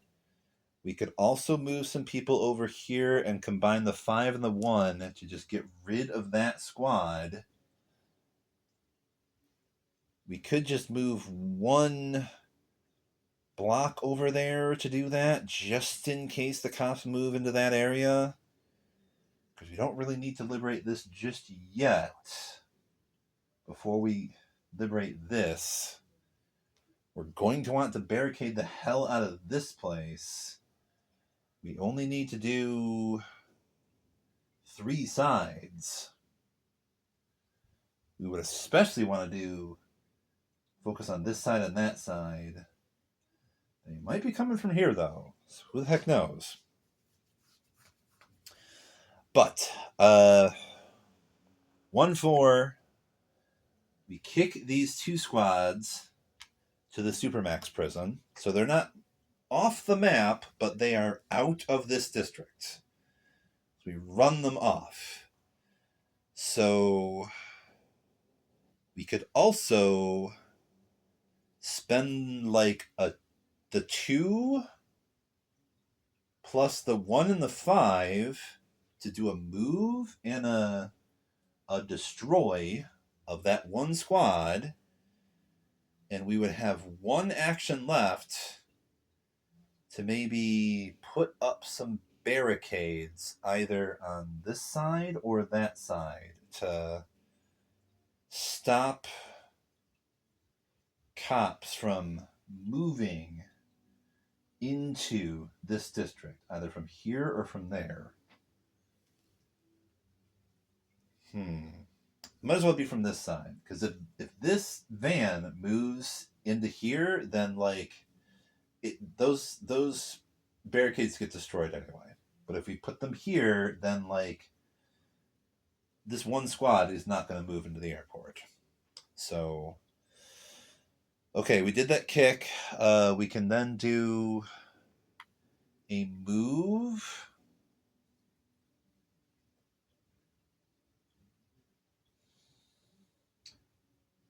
we want to do... We could move 3, or we could move 2. We got 2 here. We got 3 here. We have 5 here. We might as well move 2. Move 2 from the garment sweatshop here. So that was that. That was the move. And then we can spend a 5 and a 1 to say goodbye. Remove that one from the map. And then we can use our final action to barricade. And since it's the neighbors, we can put down 2 barricades at once to the south here to block off the smartphone factory. So those cops are not going to be able to come into the airport from the smartphone factory. Okay, we're trying to think ahead here. We're trying to plan ahead so that we can keep on moving to this airport and liberate that. We're not able to bring down the morale twice, though, because we would have needed a build at the airport to do that, unfortunately. We know that the workers can very easily get a build here.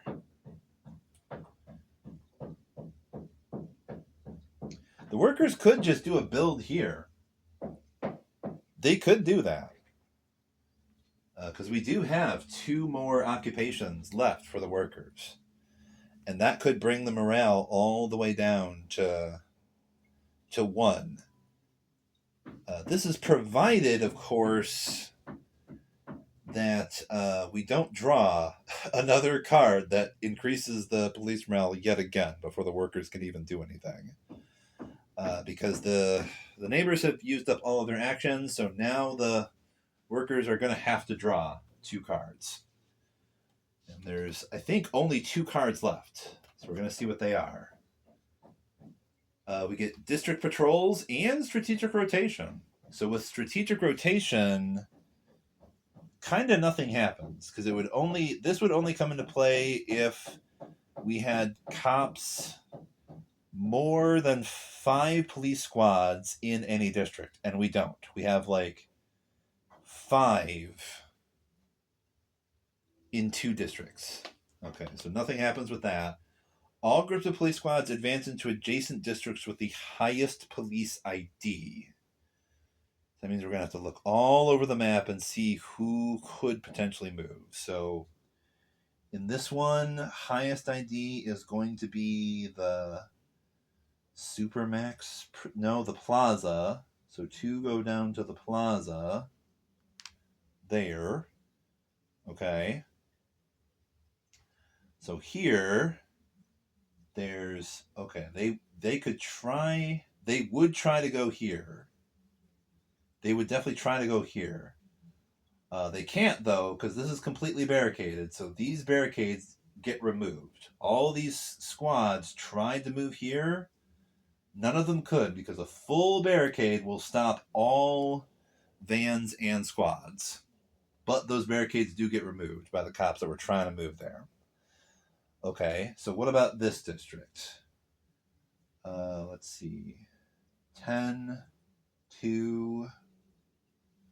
6, so they would move, 1 would move to the smartphone factory, and at the smartphone factory, 14, 9,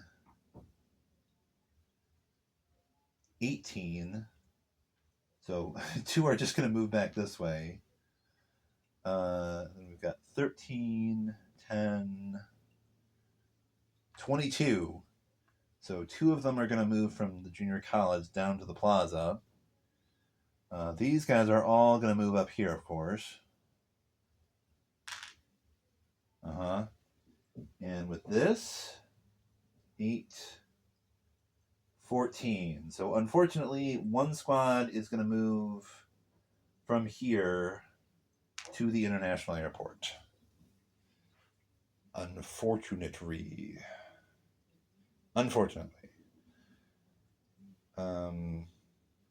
Yeah, because it says adjacent districts with the highest police ID. That was all the movement, I believe. Okay. All right, so we now have to take the police ops deck and reshuffle it, but that was for the workers who now get to put one more block at their faction start, and they can now roll 5 die. Cool.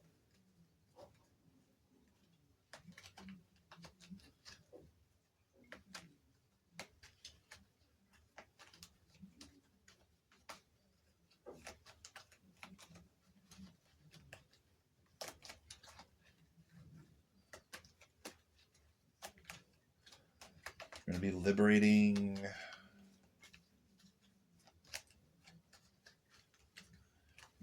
this at the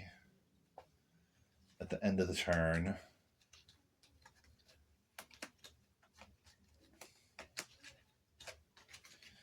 All right. So we now get to roll 5 die.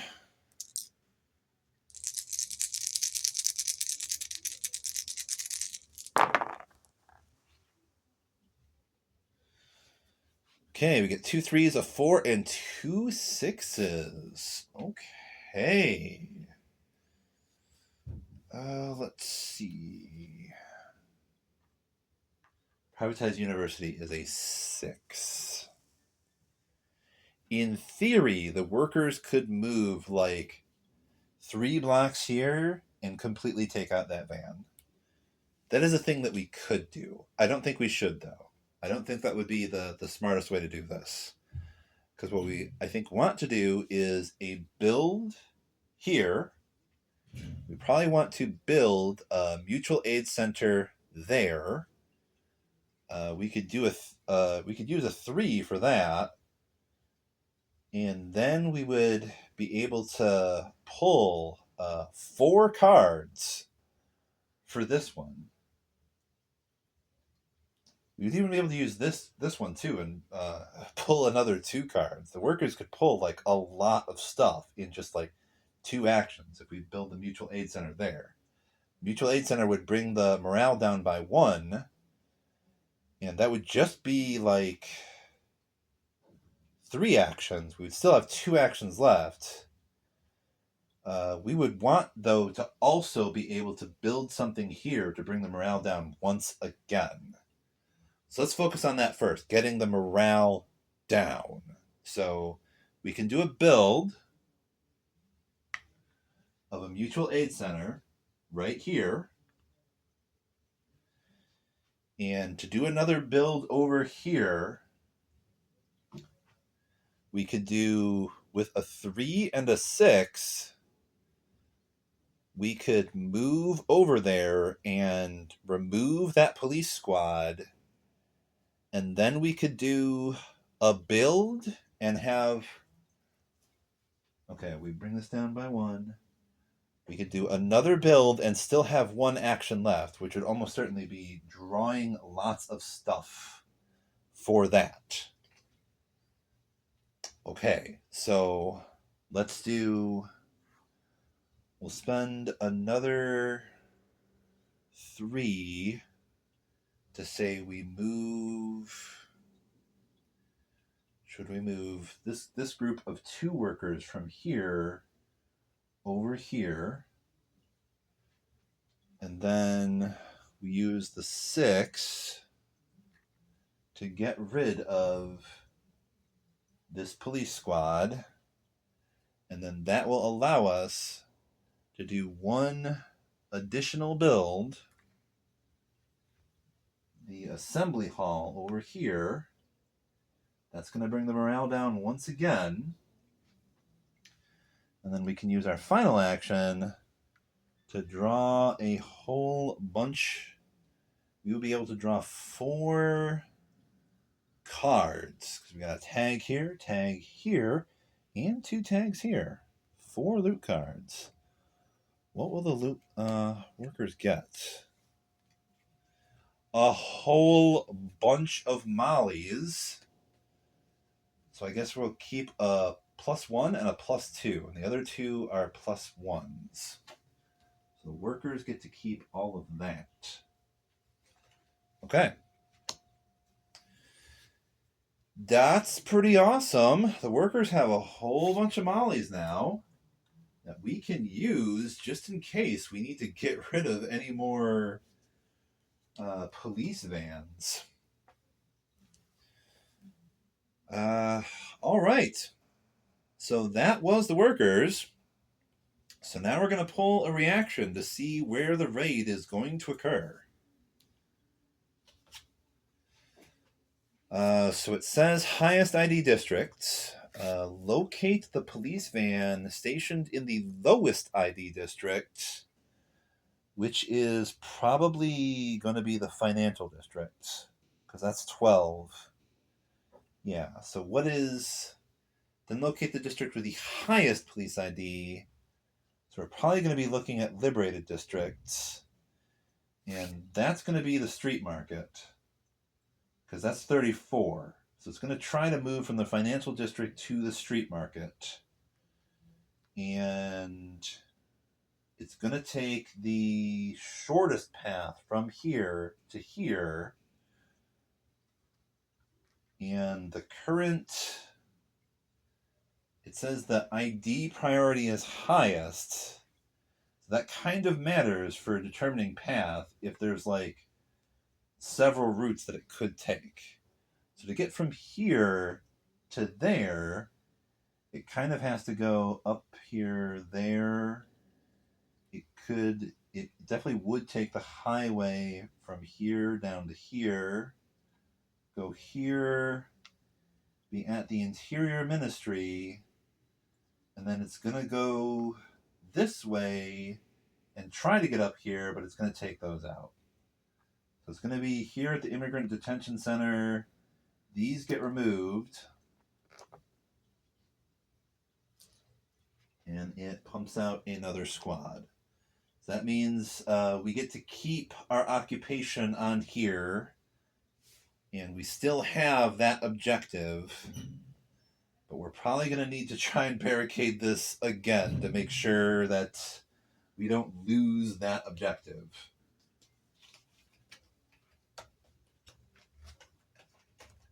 Some neighbors are going to want to move down there to do some serious barricading. But that was the reaction that occurred. So now we're going to check this liberation for the commercial district. Because we got 6 people there. We can move them all to the side. Get rid of these little tags here.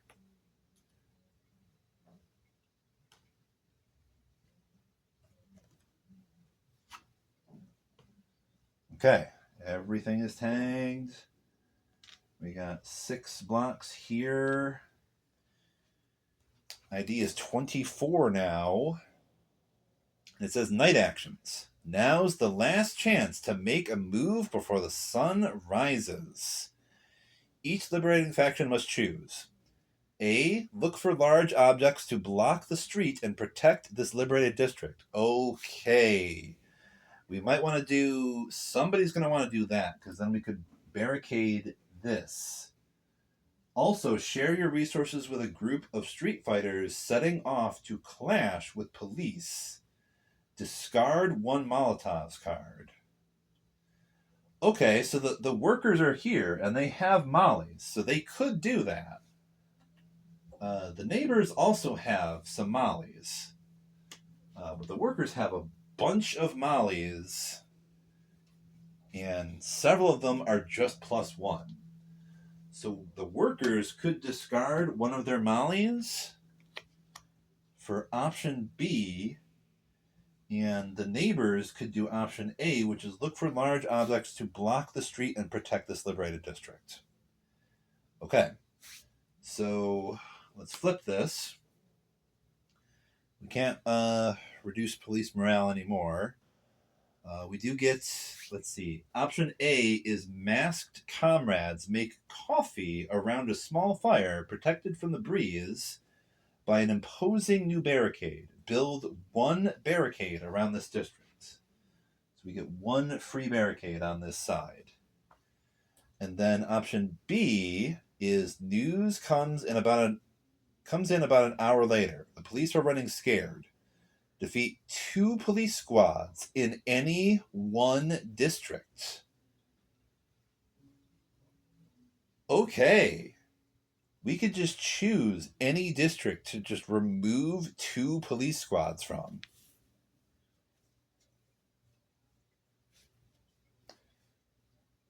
Where should that be?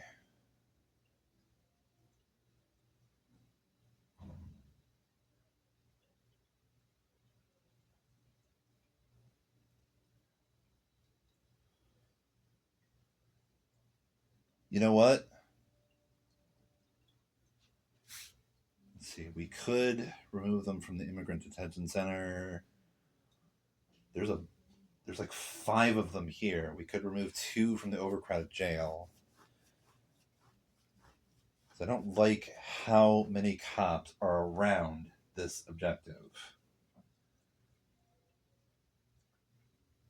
We could just remove all the squads in the immigration detention center.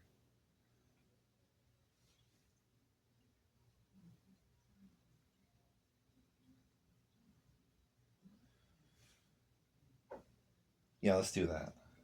We're going to get rid of these squads in the immigrant detention center. Okay, cool. That was the liberation. Okay, so we didn't do any meetings. We did not win yet. We're going to need to pass the flame over to the workers, and we're also moving the tank down to slot number 4. Meaning we have at least 3 turns left to win the game. And we can probably, maybe 4. we can almost certainly do that because we just need to liberate the airport now and we are good. So that is pretty cool. All right. So now the workers have the flame. They're going to be going first. What should we be doing? We definitely want to be pulling some cards. We also put one worker. Wait. Getting ahead of myself. First thing we have to do is pull one police ops card before we do anything else.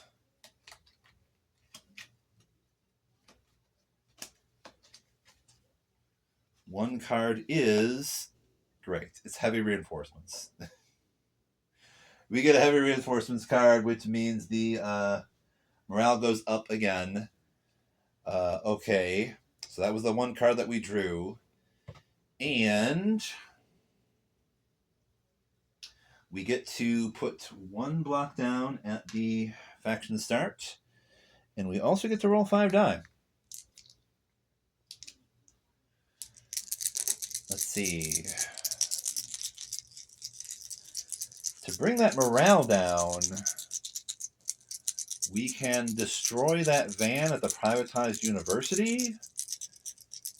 We could also do a building swap at the airport because we're gonna kind of need to do that. The neighbors are the ones that would have to do that. The workers kind of can't. So maybe this turn the workers are going to have to focus on trying to get that van knocked out. Let's see if we can do that. And we can, because we got a 2, a 3, a 4, a 5, and a 6. And the privatized university says 6. Okay, so we would need 6s to take that down.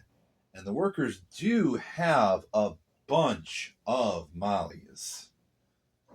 So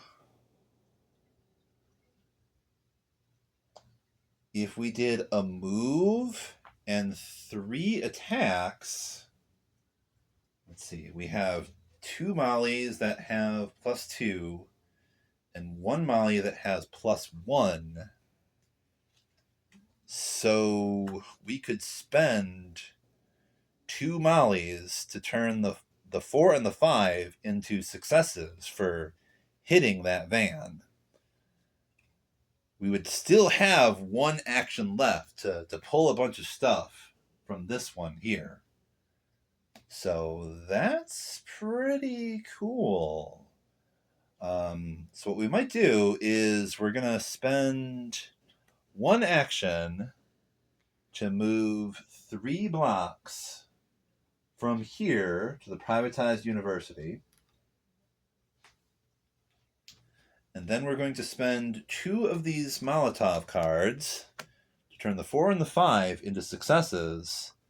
So that way we can do 3 attacks, 3 successful attacks on this van and get rid of it to bring the morale down. That's pretty cool. Okay.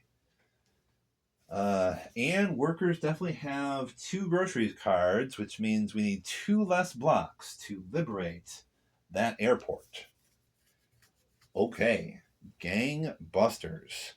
And we still have 1 action left, and like I was saying, I'm pretty sure we should draw even more loot cards. From here, we would get to draw 6 more loot cards with this 1 action. So, 1, 2, 3, 4, 5, 6. 6. Oh my goodness. Okay, so we got...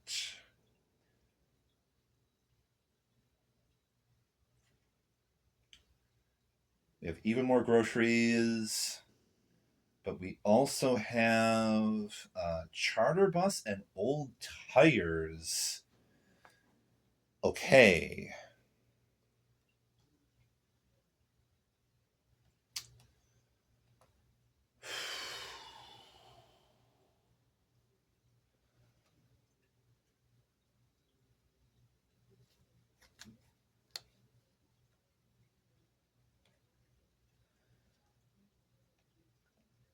I think we might want to keep the charter bus and the old tires, because that way that would really help us like barricade off this and that for next turn to make sure that we keep this and also keep that.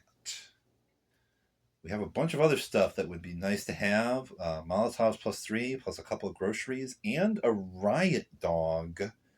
Riot dog says use when taking an attack action to increase the value of the action die by 3, but it cannot be used against vans. Tossing all of these out, the workers are keeping the charter bus and the old tires. Okay. All right, so that was the workers. Now we go over to the neighbors that only have to draw 1 card now.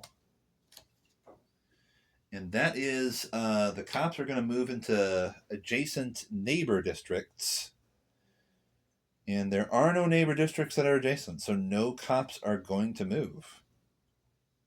Okay. All right. So now the neighbors can go. They can roll 5 die. They don't have any more additional blocks to put down. What results are we going to get?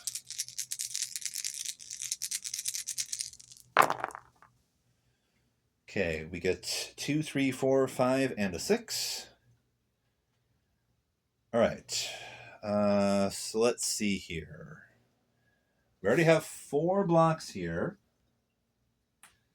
We know that the workers have 2 groceries. So we only need 10 blocks here to liberate this district.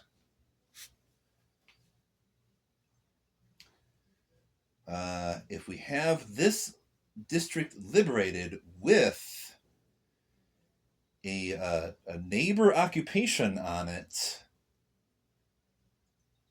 and we keep this and these 2 public districts, by the end of this turn, we will win the game. So let's try to focus on doing something like that. So the neighbors have 1 6, which means they can use that 6 to do a building swap here. So we could move all 5 neighbor blocks over here and do a swap. So move. We have 5 blocks right there. And we use a 6 to do a building swap, which I think it'd be kind of weird if we didn't put a mutual aid center down here.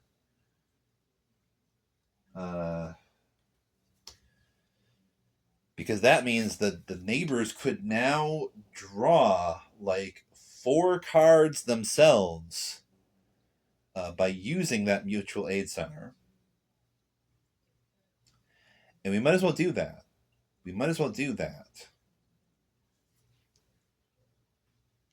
Spend this 3 to draw 4 additional cards for the neighbors from the mutual aid center that we just built.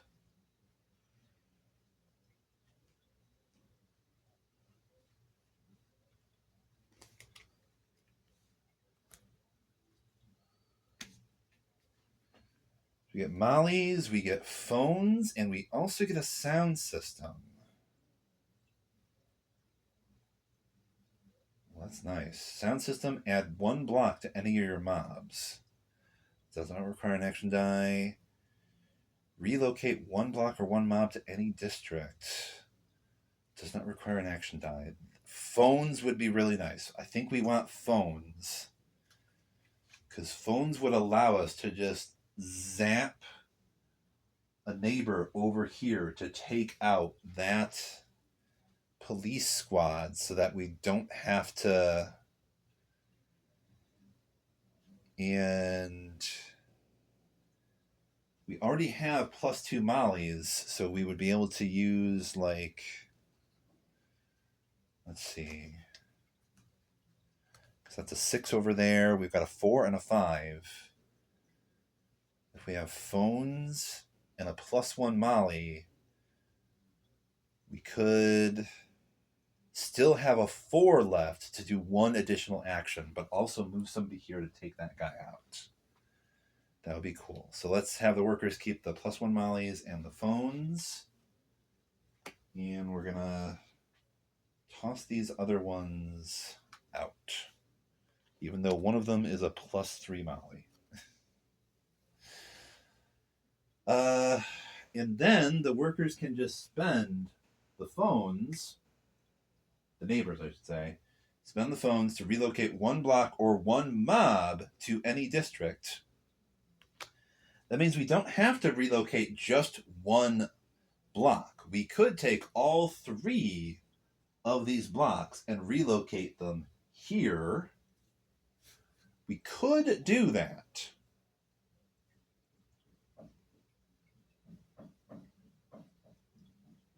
Okay, but let's think about this here. We've got 5, 6, 7, 8, 9. We only need 1 more block there to liberate that and win the game. So we could use the phones to take this person out, or we could use the phones to relocate somebody here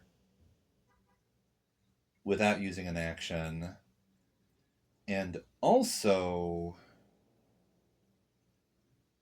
let's see, we could. See, unfortunately, we weren't able to put barricades here. So it's entirely possible the cops evict this, which means we would have to take it back.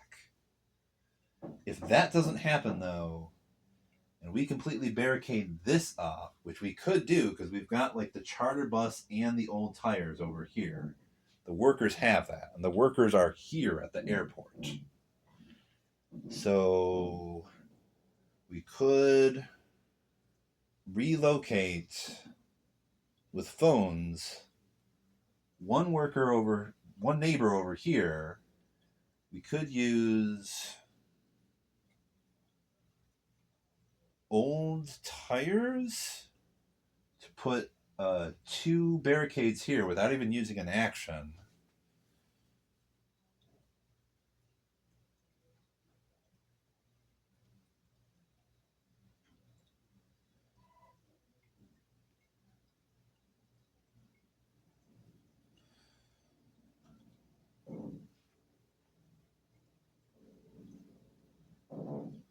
So yeah, phones will relocate 1 neighbor block over here. And old tires, we're going to throw that out as well.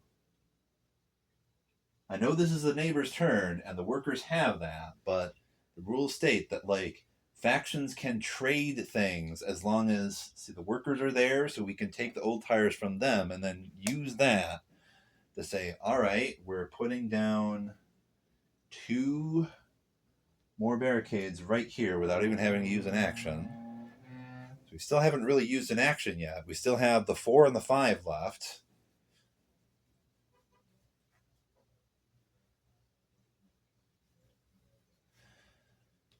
We could pull even more cards.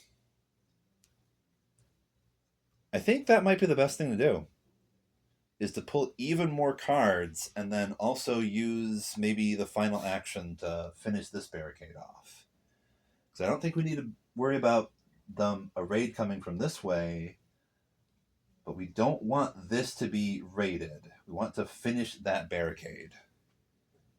So we're going to do 1 to pull 4 more cards for the neighbors.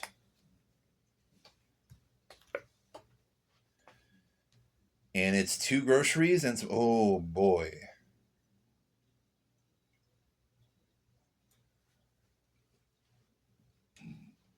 I don't think we even need more groceries cards.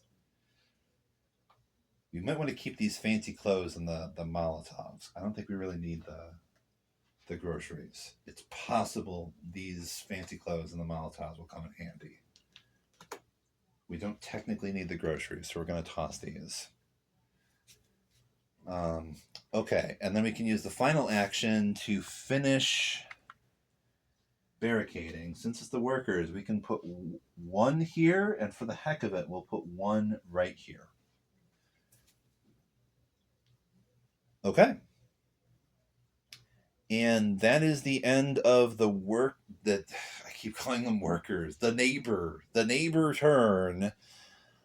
That means, first of all, we've got to draw a reaction card.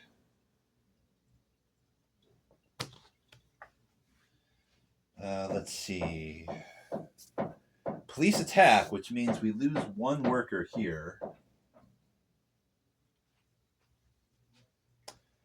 And locate the police van station in the lowest ID district. 22, 11, 15. I guess that's going to be 11. And it's going to go to the public district with the highest police ID, which is 35. That's the park. So this one is going to try to go to the park from the shortest path. So that does mean it's probably going to go, oh great, that does mean this one is going to go to the street market trying to get to the park, but this is going to be destroyed and this one's going to get evicted.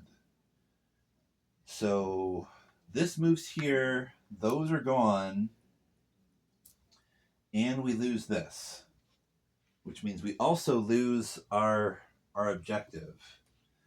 We can get it back by having the workers take this back and do another build there, but we have lost that objective, unfortunately, for now at least. So that's kind of unfortunate. Let's see. So that was the reaction, and now we get to do a liberation because we've got, let's see, 5 plus 3 is 8, 9, 10. We've got these 2 grocery cards from the workers that we can discard to say that counts as 2 extra blocks, which is what we need to liberate the airport. So at the liberation part of this turn, we're going to move all this stuff to the side. And we're going to say this airport has now been liberated.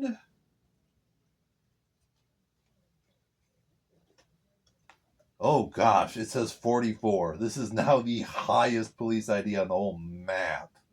That makes sense. We just liberated the international airport. Cops are really concerned about this. Oh gosh. All right, so the liberation event says shut down the city. You were afraid to ever hope the revolt would reach this scale, but it has. It's time to reach for loftier goals. Hit them where it hurts. Their wallets. Move 1 block from this district to a district with a shopping center. Okay. So we could move a block from one of these factions to any district with a shopping center.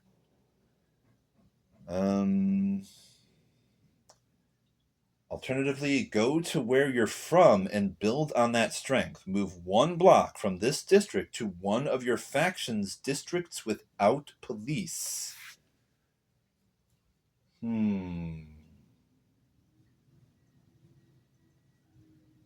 So we could move a neighbor block here.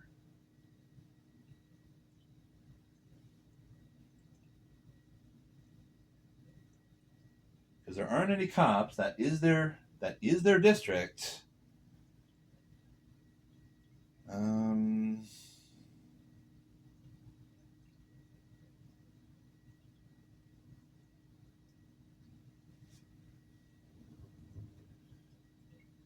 Can move another block to a district with a shopping center. Okay, I think we're going to do it like this. We're going to move a worker block up here, because that's a district with a shopping center. And then we also have the neighbors that can move a block over here, which is their district, the gentrifying residential zone. Okay, so we'll see what happens with A and B. So for A, plate glass goes down from 12 windows and cheers raise up from 1,000 throats. Place 1 graffiti in that district and draw 1 loot card. Okay. So we put graffiti here, and the workers get 1 additional loot card. That is paint. So they get that. And the neighbors, friends, and strangers work together to dig up the streets. Maybe one day it will be a garden. For now, it's a blockade. Build 3 barricades around that district. Okay, good move. Okay, so we get these barricades replaced here between the gentrifying residential zone and the street market. So we don't have to worry about barricading that side, but we're going to want to take this back and build something here and barricade the rest of that off in order to win the game. Okay, so that was the liberation. No meetings. No win just yet, unfortunately. So we pass the flame, and we also move the tank 1 space to number 3. It's inching a little bit closer here. And the flame has been passed to the neighbors. So now the neighbors, hopefully this is the last turn. We shall see. We're going to need to draw 1 police ops card for the neighbors. That is light reinforcements, so the morale is going to go up. That is all the more reason to go over here and knock that frickin' van out. Because we are going to get 1 squad per van now. Okay, thanks to that light reinforcements. So, neighbors don't have any more blocks to put down, but they do have 5 die that they can roll.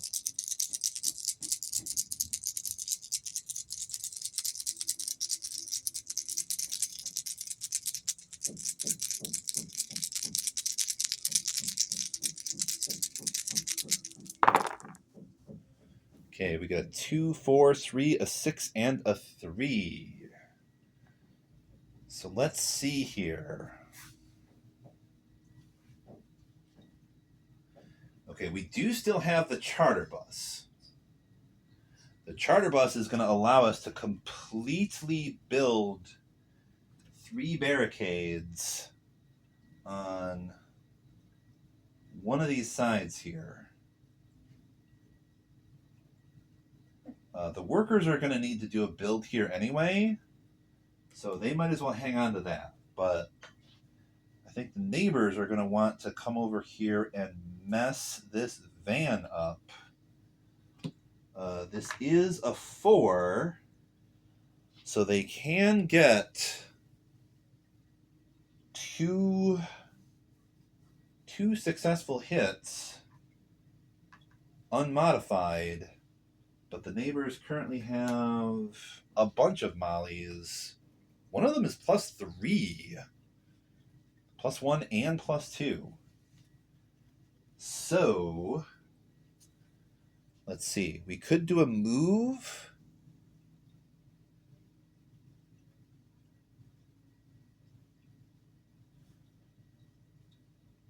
Uh, 3 attacks. Let's see. Workers have paint, which means we can kick out 1 police squad from a clash into an adjacent district. That would be nice, because, like, okay, if the neighbors take this, we could also spend that to just kick this one out without having to, like, use an action. That means we would just use 1 action to do a move of 3 neighbors into this district, and then we would spend, let's see, we really only need to spend a, let's see, if we do the paint, we can get rid of this guy and put him down here, because that would mean he wouldn't move. And then we can also use a +1 to make one of our 3s a success. And then we can use 3 die to get rid of this van entirely.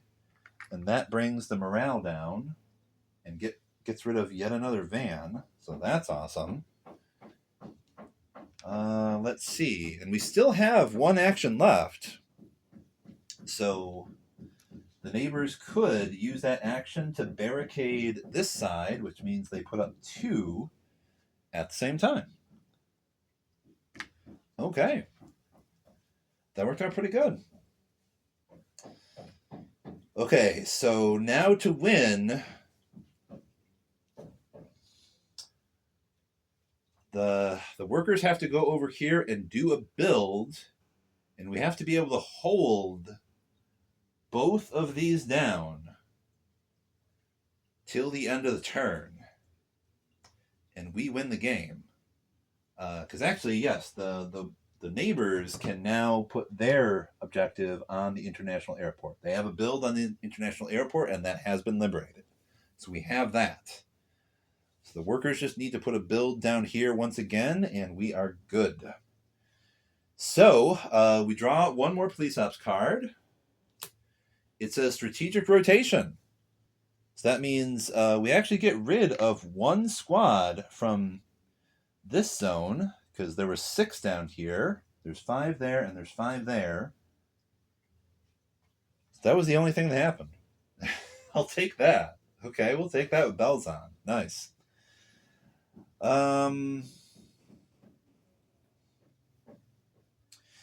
Right, and so now we put 1 block here, and workers get to roll 5 die.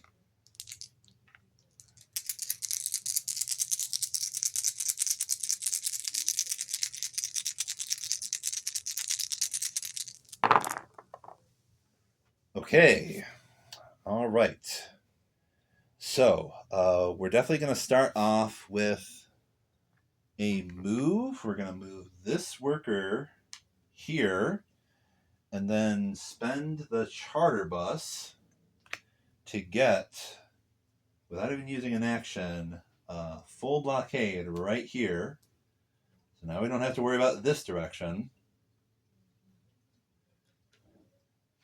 And then we might as well spend another action to do one additional barricade right here. So now this is completely barricaded. And then we can also spend yet another action to do our final build over here. That might as well be a mutual aid center. We'll put that back up. Okay. So we have 2 more actions left.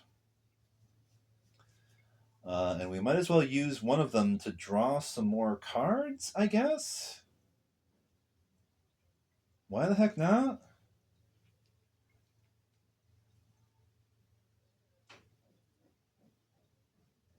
We could also, for the heck of it, we have a 6. We could destroy that squad there and still draw some cards from here. So that way we would not lose a worker up here, even though it doesn't really matter that much.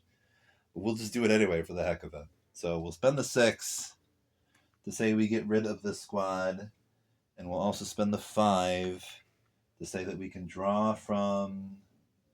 Why the heck not? We'll draw from this one, because that means we can draw 6 cards.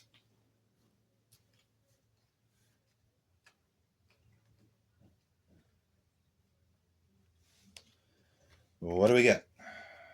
We get furniture. Let's build 1 barricade. Spray paint. A medic kit. Protect 1 block from being defeated by police. So, yeah. There's that. Do we want furniture? I don't think it really matters what we take. It doesn't matter what we take. We basically won the game at this point. It doesn't matter. We'll just take the meta kit in the board game for the heck of it. All we gotta do now at this point is... Let's see. We are drawing...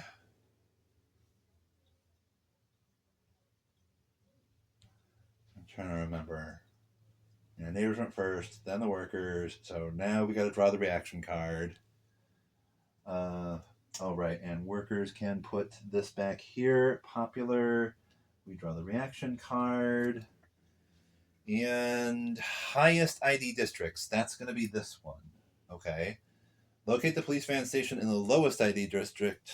We got 15 and we got 22. So it's this one, the Interior Ministry. Then locate the police district with the highest police ID. That's the airport.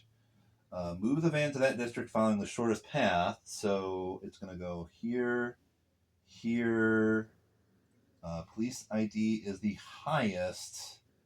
So it would go here.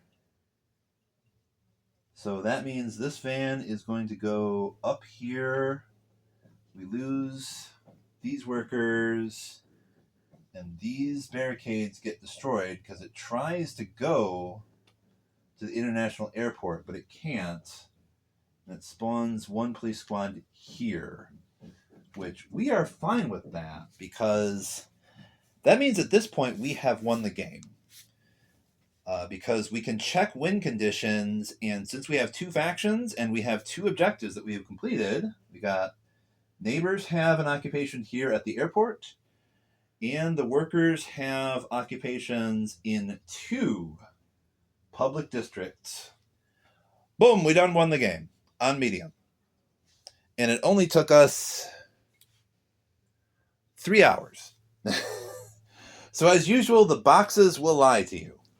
What I mean by that is this box claims you can do 1 to 4 players, ages 14 plus, and the game time should be 1 to 2 plus hours. So it did take us more than 2 hours, but we did beat this game, y'all. So, okay.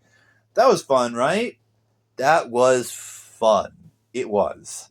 It was good to win that game. That game went pretty well, and honestly, even though things were going really good, the tank still got all the way down to 3. So we were still kind of close to the wire anyway. But we won our objectives in time, so that means the populace has successfully rebelled against the nameless state. We do not know what state this was. It could be any country, Mr. FBI person. I don't know. This is all conceptual, by the way. I am not advocating that anybody do anything like this. It's fine. It's just a board game. Anyway, fun game. Y'all might want to try this one out. Thanks for watching and sticking with me if you are somehow still here almost 3 hours later. And yeah, if you like my channel for some strange reason, then check the about section. I have a blue sky that I post mainly minis that I have finished painting and just other random shit. And technically I have a donation site that you could go to. It's Ko-fi.com to throw me some money if for some reason you felt like doing that. But hey, we play games here. I done played a game. We had a good time, and I'm gonna see y'all when I see ya. Take it easy. Take care of each other.